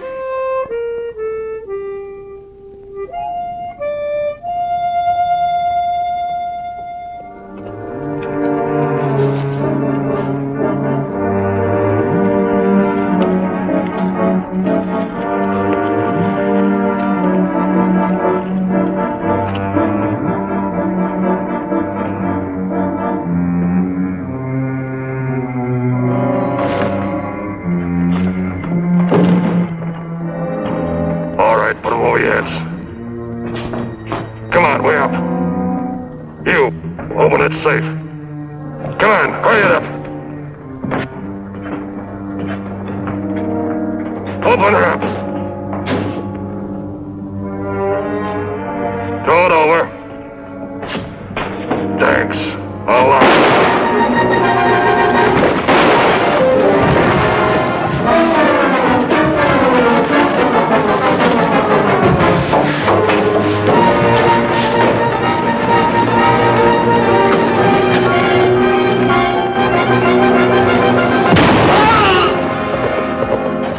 Murdering little scut. Oh. Oh.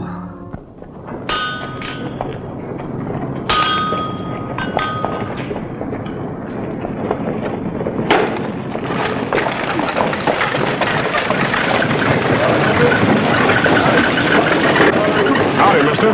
Howdy. Gonna be hot in a Dutch oven with the biscuits burning. Guess you're right. Boss on the shoe?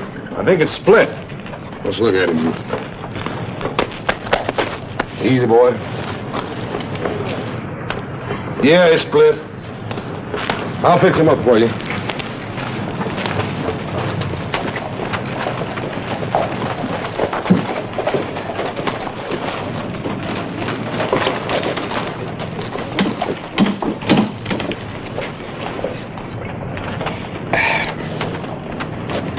Tonic.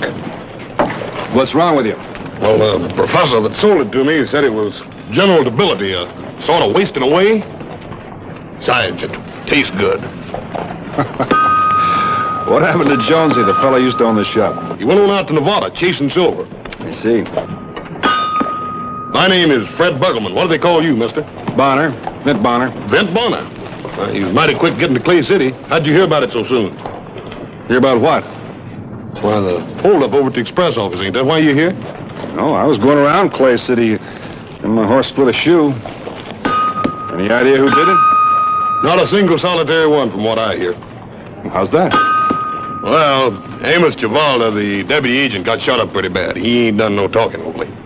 Then his assistant, Sam DeRemus, he's dead. I suppose Sheriff Lawson's taking a posse out. Nope. Ain't nobody to go. Why not? Well, most of the boys signed up for that Jefferson Roundup. Left town day before yesterday. Your old Jeff's paying pretty good money this year. Well, Lawson's a good man. He'll do all right. Guess so. Even though I ain't no admirer of the sheriff's. How come? He's a hard man. Hard as nails.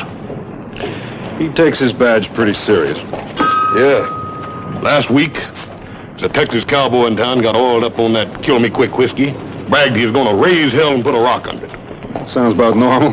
Pulled a gun on the sheriff, too, and said he was going to blow him higher than a Perry Twister. Aimed his gun around at some of the other people. Sure, he was breaking the peace all right.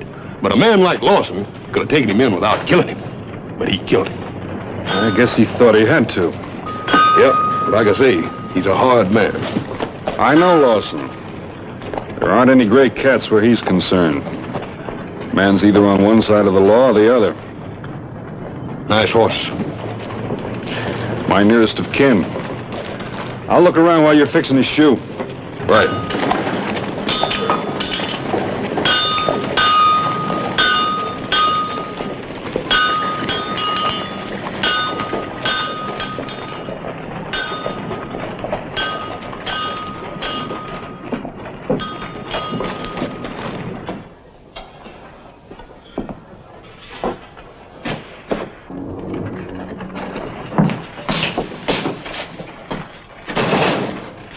I'm Mrs. DeRemus, Sam's wife. Oh, yes, ma'am. My man was killed in here. He helped around the place, did odd jobs. I'm sorry to hear about your husband, Miss Dramus. I know you, Mr. Bonner. My husband pointed you out to me. They've got him over at the undertaker's. Fussing over him more now than when he was alive. It's too bad. Such hard luck doesn't seem quite fair. Hard luck always followed Sam. He was one of the meek ones that wasn't ever going to inherit the earth. Takes all kinds, ma'am. I want to ask you something. He never bothered anyone. It seems as though someone should pay for his death. That much at least is coming to him. I'm sure Sheriff Lawson will take care of it. But he isn't, Mr. Bonner. He isn't doing a thing. But then I suppose Sam wasn't important enough to bother about.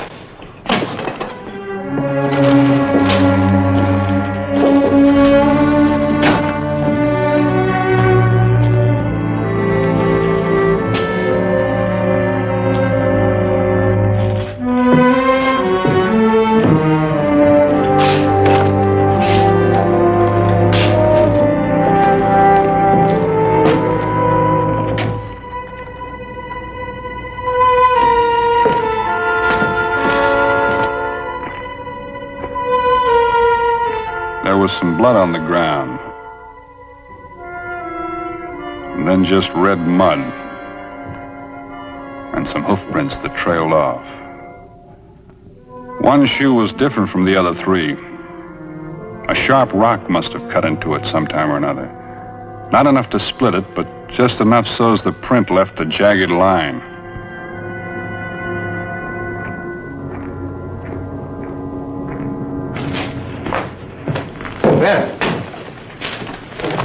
You find something? Did you notice those hoof prints back there, Sheriff? Yeah. Shouldn't be too hard to track. No, they don't mean anything, then. How come? Trail gives out a mile or so down the creek. Well, you know how trails are. Sometimes you can pick them up a little ways down. Look, you asked me a question about these. I answered it. Let's go get some coffee. Sheriff, is the agent able to talk yet? I'm afraid not. Doc Evans said he'd let me know first thing he came around. Doc took Amos out to his office the other side of town. I suppose you were out there last night. No reason to go. Don't you think you might, just in case? I thought it would be a better idea to stick close to town. Well, it doesn't look like anything else is going to happen in town. I'll get my horse and join you at Doc's. Then I can handle this alone. I sort of promised Mrs. Doremus. That's Sam's wife. All right, I'll meet you out at Doc's.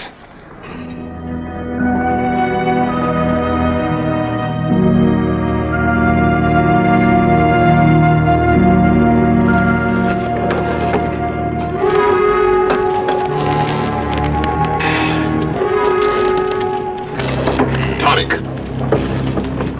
Yeah? Tied him around the side so's he'd be in the shade. He's all fixed up. What's Blige? You're the only blacksmith in these parts, aren't you? Well, there's one for 40 miles.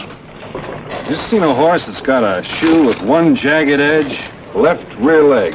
No, Mr. Bonner, lots of shoes that got jagged edges. Yeah.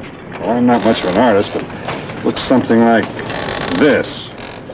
With two markings right in there. Mm-hmm. Yeah. Seemed like I did see a shoe like that the other day. Yeah? Yeah. I remember. I told him you better get a new one for it. It was Ted, that's who it was, just the other day. Ted who? Ted Lawson, the sheriff's boy. You know him, don't you, Mr. Bonner? Yeah, I know him. I haven't seen him for a few years. Yeah. Mighty good-looking boy. You wouldn't know him. Seemed like that boy just sort of growed up overnight. I guess he has.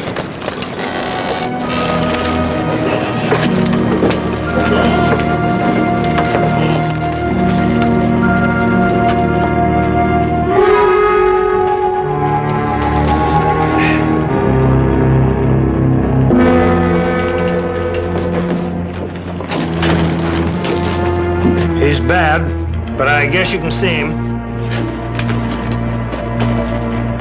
Let's talk to Amos.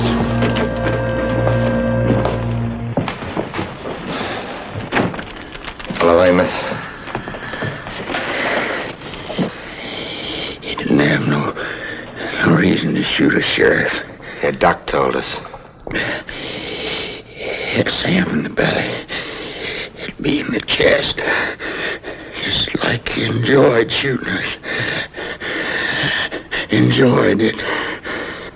Take it easy, Amos. Well, look, maybe he was scared. He wasn't scared. Didn't have no reason. He thought he killed both of us. And he went down the steps. I got my hand on the shotgun and let him have it. You hit him? I don't know. Maybe. He gave a yell and rode off. What kind of a fellow was he? Young? Old? I didn't see his face. A young fellow, though, I'd say. How young? 19, 20, full grown. Are you sure, Amos? He acted young, moved young. Tall? Short? Medium. About the size your kid weighed.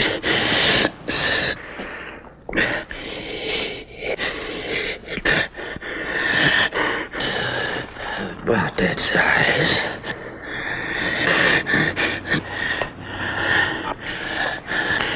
You had enough weight? Yeah, I've had enough. Leave well, killer. Didn't have no reason to shoot. Glad you're in town, Vent. You'll help Wade get him, huh? Yeah, I'll help him, Amos.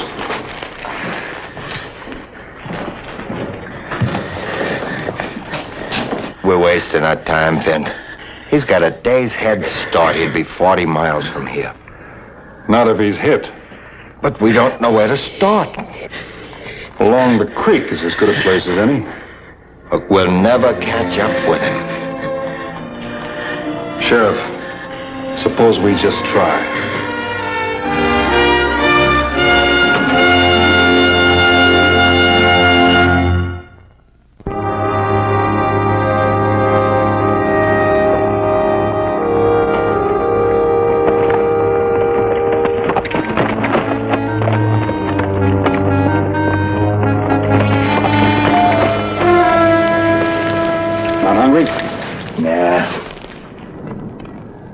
Talked to Fred. I asked him if he knew anyone who had a horse that would leave markings like the ones we're following. He said your boy did. I thought you ought to know. A lot of shoes leave that same kind of mark. Amos said it was a young fella. Well, it wasn't Ted. Where is he now? Jefferson Ranch. Left Clay City day before yesterday. I see. Look, it couldn't be Ted. There are a lot of half-weaned gun tops around these parts. But not Ted. Ted's a good boy. It couldn't be him. You're sure?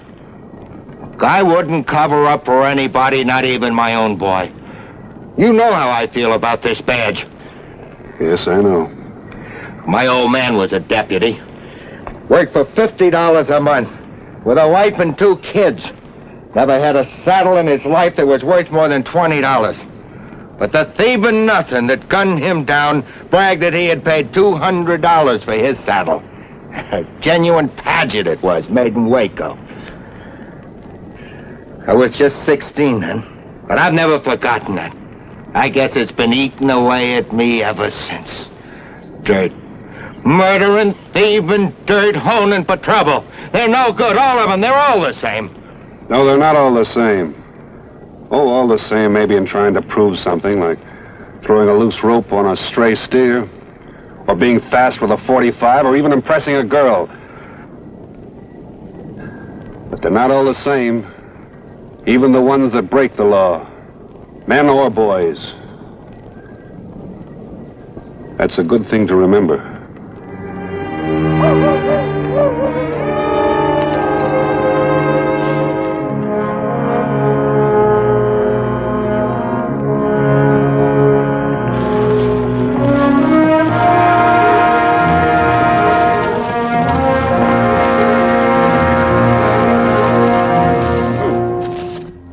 Wasn't too hard to follow. Every once in a while we'd see a few drops of blood.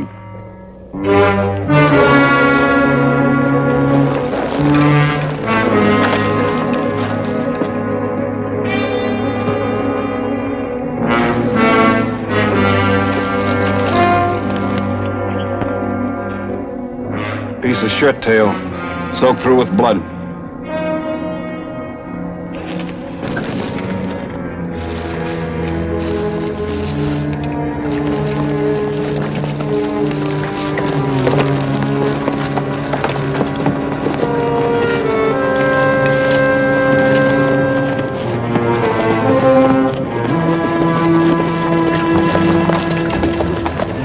Can't have gone much further.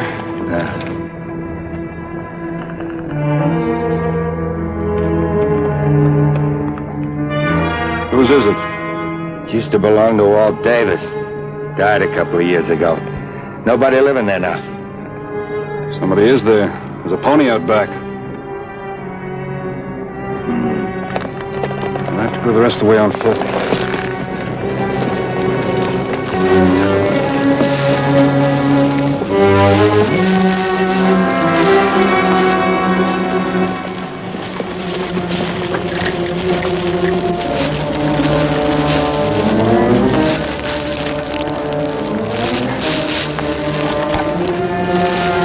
Ben!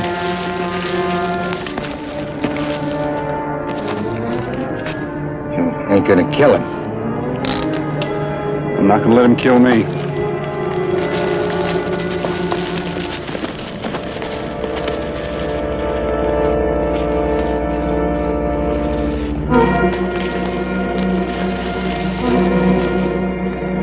We'll have to get to the back of that cabin. He may see us. I'll have to take that chance.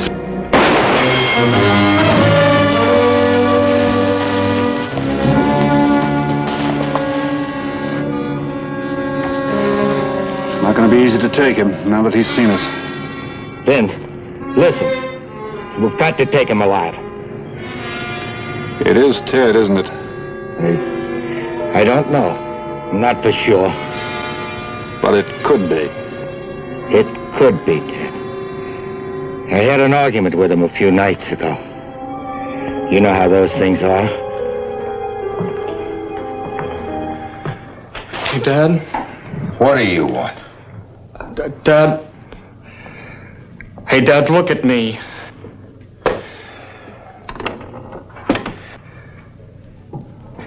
All right, I'm looking. I need some money. Money? What for? I've been playing poker. Again? Look, Dad, I lost heavy. You gotta help me. Help you? You lost your shirt gambling, and you expect me to help you? Yes. I don't have anywhere else to go. Well, don't come to me. I wouldn't give you a dime. Not if you got down on your knees and begged for it. I shouldn't have expected any understanding from a man like you. A man with a blind spot, hurting to be judge and jury to anybody who ever made a mistake. The only mistake I ever made was letting you run wild. Gambling. All right. I'm sorry I asked you. I'll get the money myself, any way I have to. You do anything wrong, and that's just a sample of what's going to happen to you. All right, Dad. All right. But I'll get it.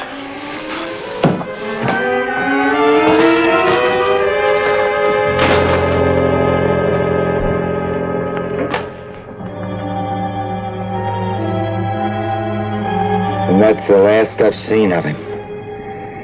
I wish he had hit me back. It wouldn't have made any difference. It's not all his fault, Ben. It's just as much mine. You didn't raise him to be a killer. Maybe I did. Maybe I didn't give him any choice. I'll rush him alone. Stay there. He's killed one man, maybe two by now. Killing Ted won't bring him back. He had no reason to shoot those men. He'll kill again. He's my son, Ben. That doesn't really change things, does it? Look, we're going back to town. Not without him, we're not. Look, you're faster than me, Ben. I'll still have time to get a shot off.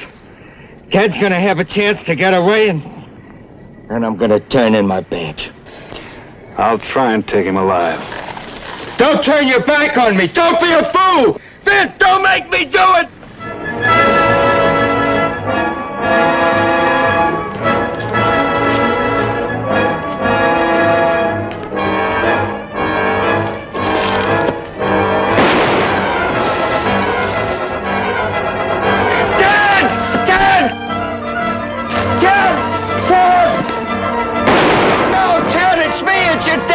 Wait!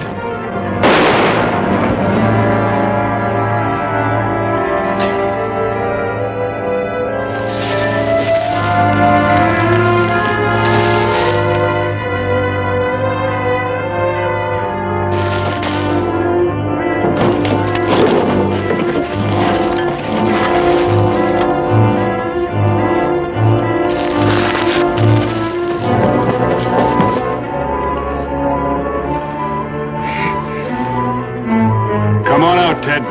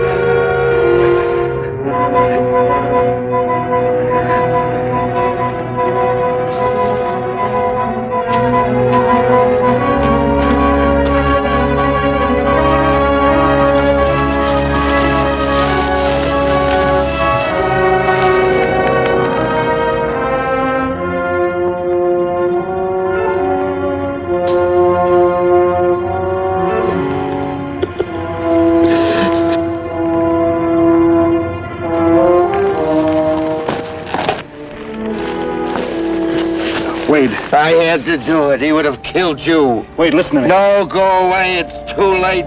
He was my boy. I'll bury him alone. Come with me.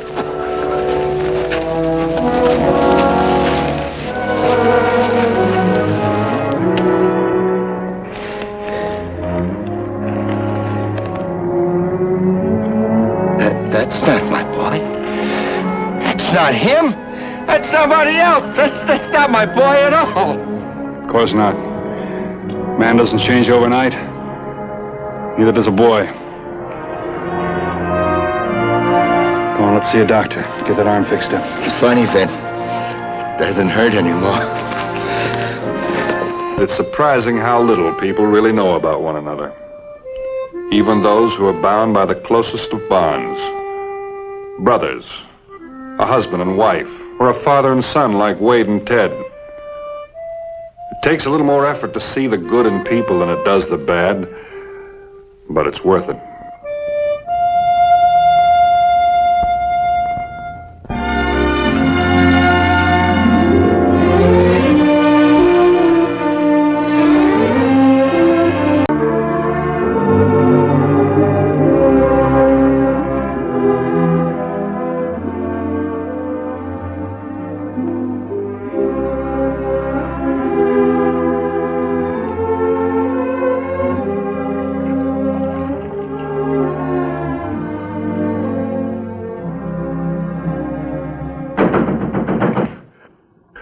Who's there? Russ?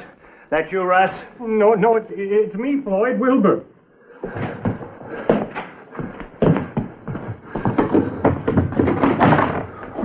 They're coming, Floyd. I've seen them from the ridge. How many? 15, maybe more. It's getting dark. 15 anyway. That ought to be enough.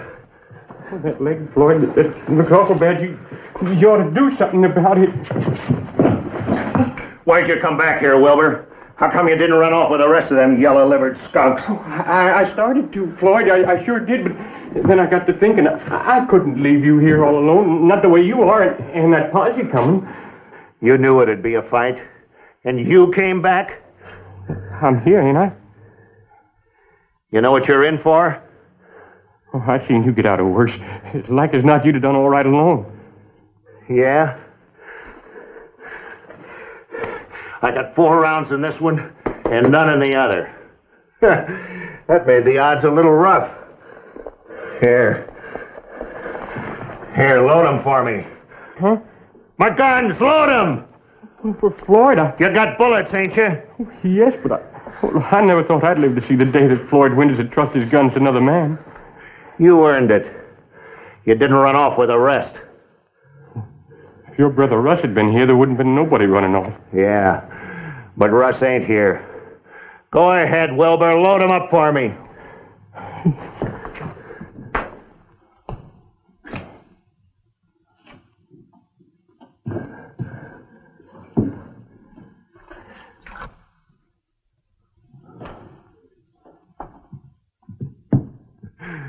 Funny thing, ain't it? Live with a man 5 years. Don't even know him. Here I figured you'd be the first to yell out and...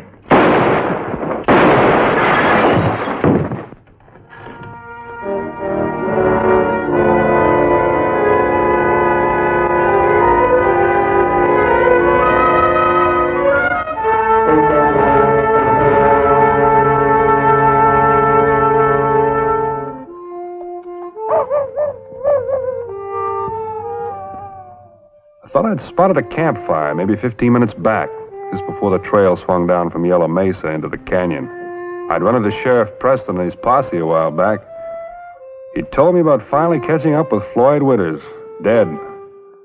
That didn't hold for Floyd's brother Russ, who was just as mean and still alive. Maybe that campfire had just been my imagination. I'd had a tough 3 months' work pushing cattle over Shepherd Pass. Now I was headed for Single Pine. Figured on spending a couple of days unwinding.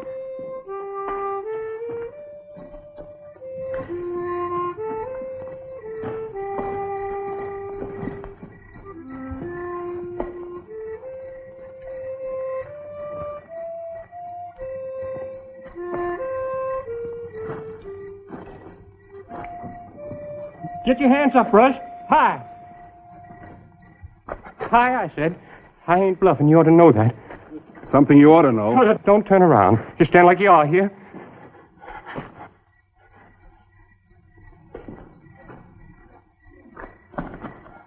Oh, you ain't Russ. I could have told you that. I thought the way you were standing there. You thought wrong. I'm sorry about that. Who are you anyway, and what are you doing on this trail this time of night? My name's Bonner. Bonner? Vint Bonner? Yeah, and suppose you put that gun away. Yes, sir. I even heard Floyd Winters talk about you. You knew Floyd Winters? That's nothing. It's just my horse. Well, I thought for a moment that... I've been on the trail all day. There's not a soul within 20 miles. You ain't lying to me. I didn't mean that. Don't pay no attention to me. I'm just kind of upset. I figure you got a right to be. What do you mean by that? You're Wilbur English, aren't you? Well, how'd you know? Not too hard to figure. The way you had me pegged as Winters. Then you know. Yeah. I ran into Sheriff Preston a while back. The whole posse's talking about it. Talking about it? You mean it? About the way you shot Floyd Winters. How about that? 2 days ago, nobody ever heard of me. And now they're... What'd they saying? There's... Well, you'll find out soon enough. That was something, wasn't it? I mean, me knocking over Floyd the way I did. That was something. 3 years they've been after him. 3 years they've been trying to get him, and I done it. The top gun like you ought to appreciate a thing like that. I'm not a gun. Well, I didn't mean that. I mean, you got a reputation for taking care of yourself. Well, I guess I got one now, too, huh? Yeah. You've got quite a reputation. Well, I bet they're all talking about it back at Single Pine. Single Pine? That's where I'm supposed to meet up with Sheriff Preston. He told me to go on ahead while the rest of the posse kept after Russ a while longer. What are his plans? Well, he's going into Cheyenne tomorrow. deliver a prisoner, and he promised to take me with him. That's where I'm going to get my pardon in Cheyenne and the reward money. Of course, the reward money don't mean nothing. Well, Preston's a good man. He'll take care of you. I got to get to Single Pine first. I got to get that far on my own. It's only a short ride. Well, I thought, well, you were heading to Single Pine. Well, maybe we could ride in together. You'll do all right. Bonner. Mr. Bonner. He's after me, Floyd's brother Russ. He swore he'd kill me. Bonner, I'm begging you. How could it be too much to ask? I'll make it up to you. I'll give you half the reward. I'll take you in. You will? Honest? Just shut up. One thing I can't stand. I'll put my bedroll over here. I thought, well, maybe we might go on tonight. Tonight? I've been pushing it since dawn. I know, but out here, I don't think I'd sleep.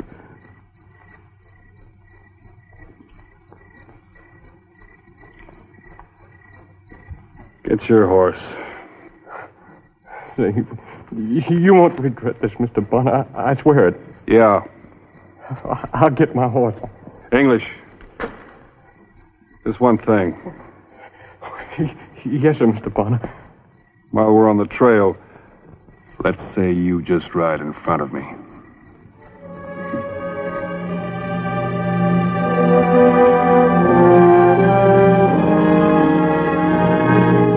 Well, we rode on through the night.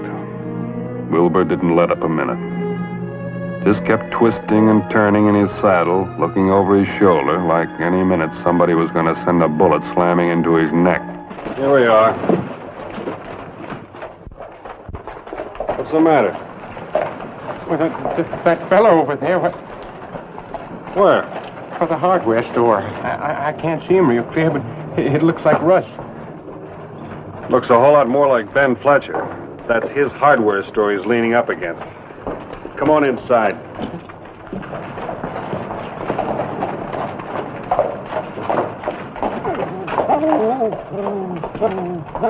Hello, Pop.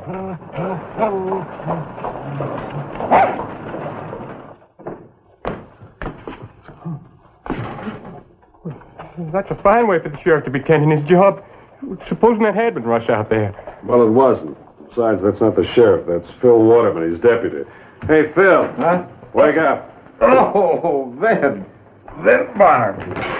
I heard about you working cattle over on the Shepherd Trail. Yeah, 3 months of it. Figured on doing a little unwinding. That was the idea. You sure picked a quiet place for it. I see what you mean. What? Oh, the nap. I didn't get a wink of sleep last night. Say, where's Mike? Well, I lit out for Red Rock about an hour ago. Some noise about Russ Winters being spotted. Yesterday was 3 other places. Russ? You mean they ain't found Russ yet? You talk about being foxy. That Russ Winters had slipped through a crack and choke a lizard. What about the sheriff's trip to Cheyenne? Put it off. Hey! Get out of here! Fool mutt thinks this is a butcher shop. Put it off? You mean his trip? That's what he said. Leave tomorrow, maybe next day. What am I supposed to do? Just sit around and wait?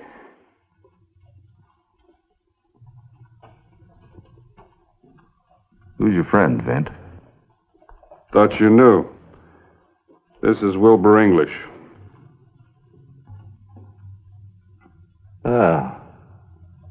Well, so that's Wilbur English. Listen, Phil. Name's Mr. Waterman. Well, you got to understand. The sheriff promised he'd see that I got to Cheyenne. Which he will when he goes himself. What's he doing about it? He's out gallivanting around. Now, you looky here. Mike Preston said he'd take you to Cheyenne. He'll take you there.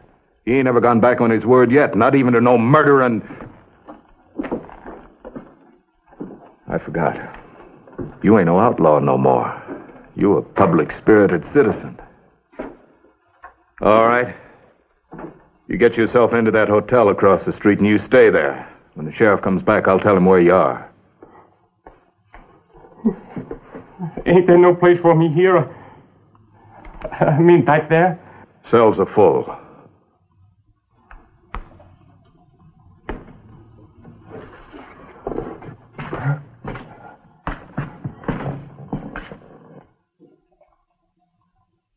The hotel, Mr. English, across the street.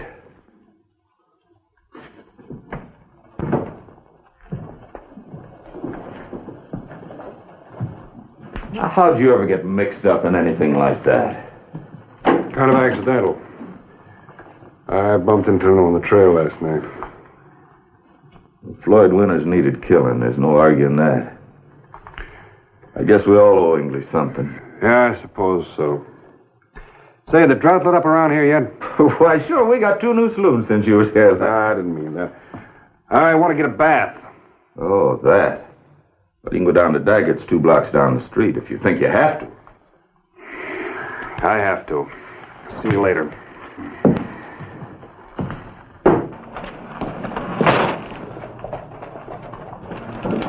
Hold it right where you are.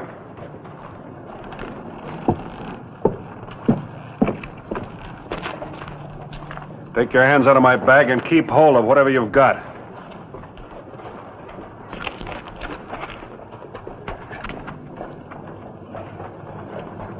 Wilbur, you picked the dangest time to get hungry. It ain't for me, Mr. Bonner. It's for him. Him? Poor little fella. For he eats like he ain't been fed in days. I thought Phil told you to go to the hotel. Oh, yes, sir, he did. Well? Well, I mean, didn't he act sort of funny? I mean, the way he talked to me and... That's Phil. Oh, he talked like I was a nobody. Now, go on to the hotel like he told you. Mike will be back tomorrow, and that'll be that. Yes, sir, I was just fixing to. All right. Where you going? I've got some business to attend to. Ain't you going to stay in that hotel over there? Wilbur, you're not afraid to cross the street, are you? No, sir. No, it's just that I figured, well, since you were staying in town anyway,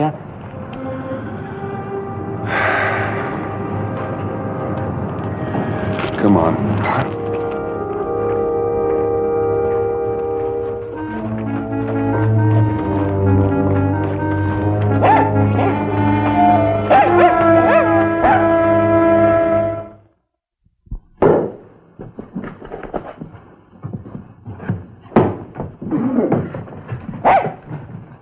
Couple rooms. Your name. $50 apiece. $50? In advance. Look, I was thinking, well, the price of the rooms, well, maybe if we was to share one. No. That'll be room 16 and 17. Wilbur English. Hey, Charlie. It's Wilbur English. Oh, you boys heard of me? Well, sure we heard of you. You're a legend. Ain't he a legend, Charlie? Well, a regular Daniel Boone here, Tell. Yeah. A real big gun. Well, how about that? You know this fella Dunn, Charlie? Well, sure.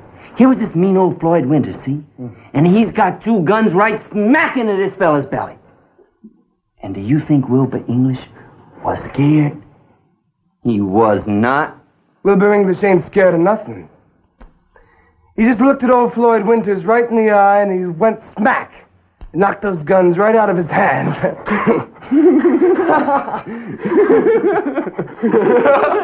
You fellas better not mess with me. You just find trouble. Sure. That's been Bonner. Sure. You hear what he said? That's been Bonner. Oh, yes, it is, and I'm Davy Crockett.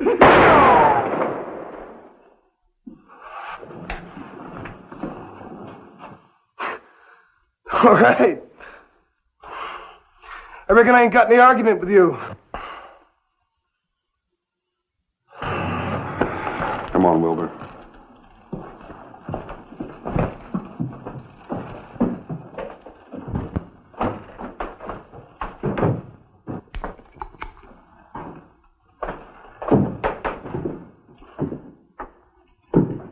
Give me a piece of paper. Make it a yellow one.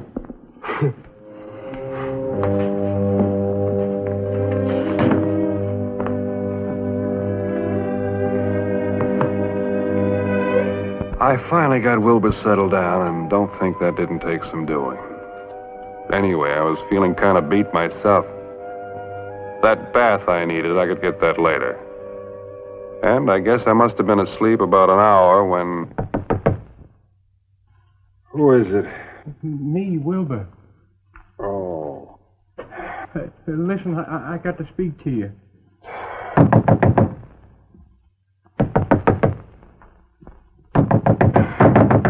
All right, Wilbur, I'm coming.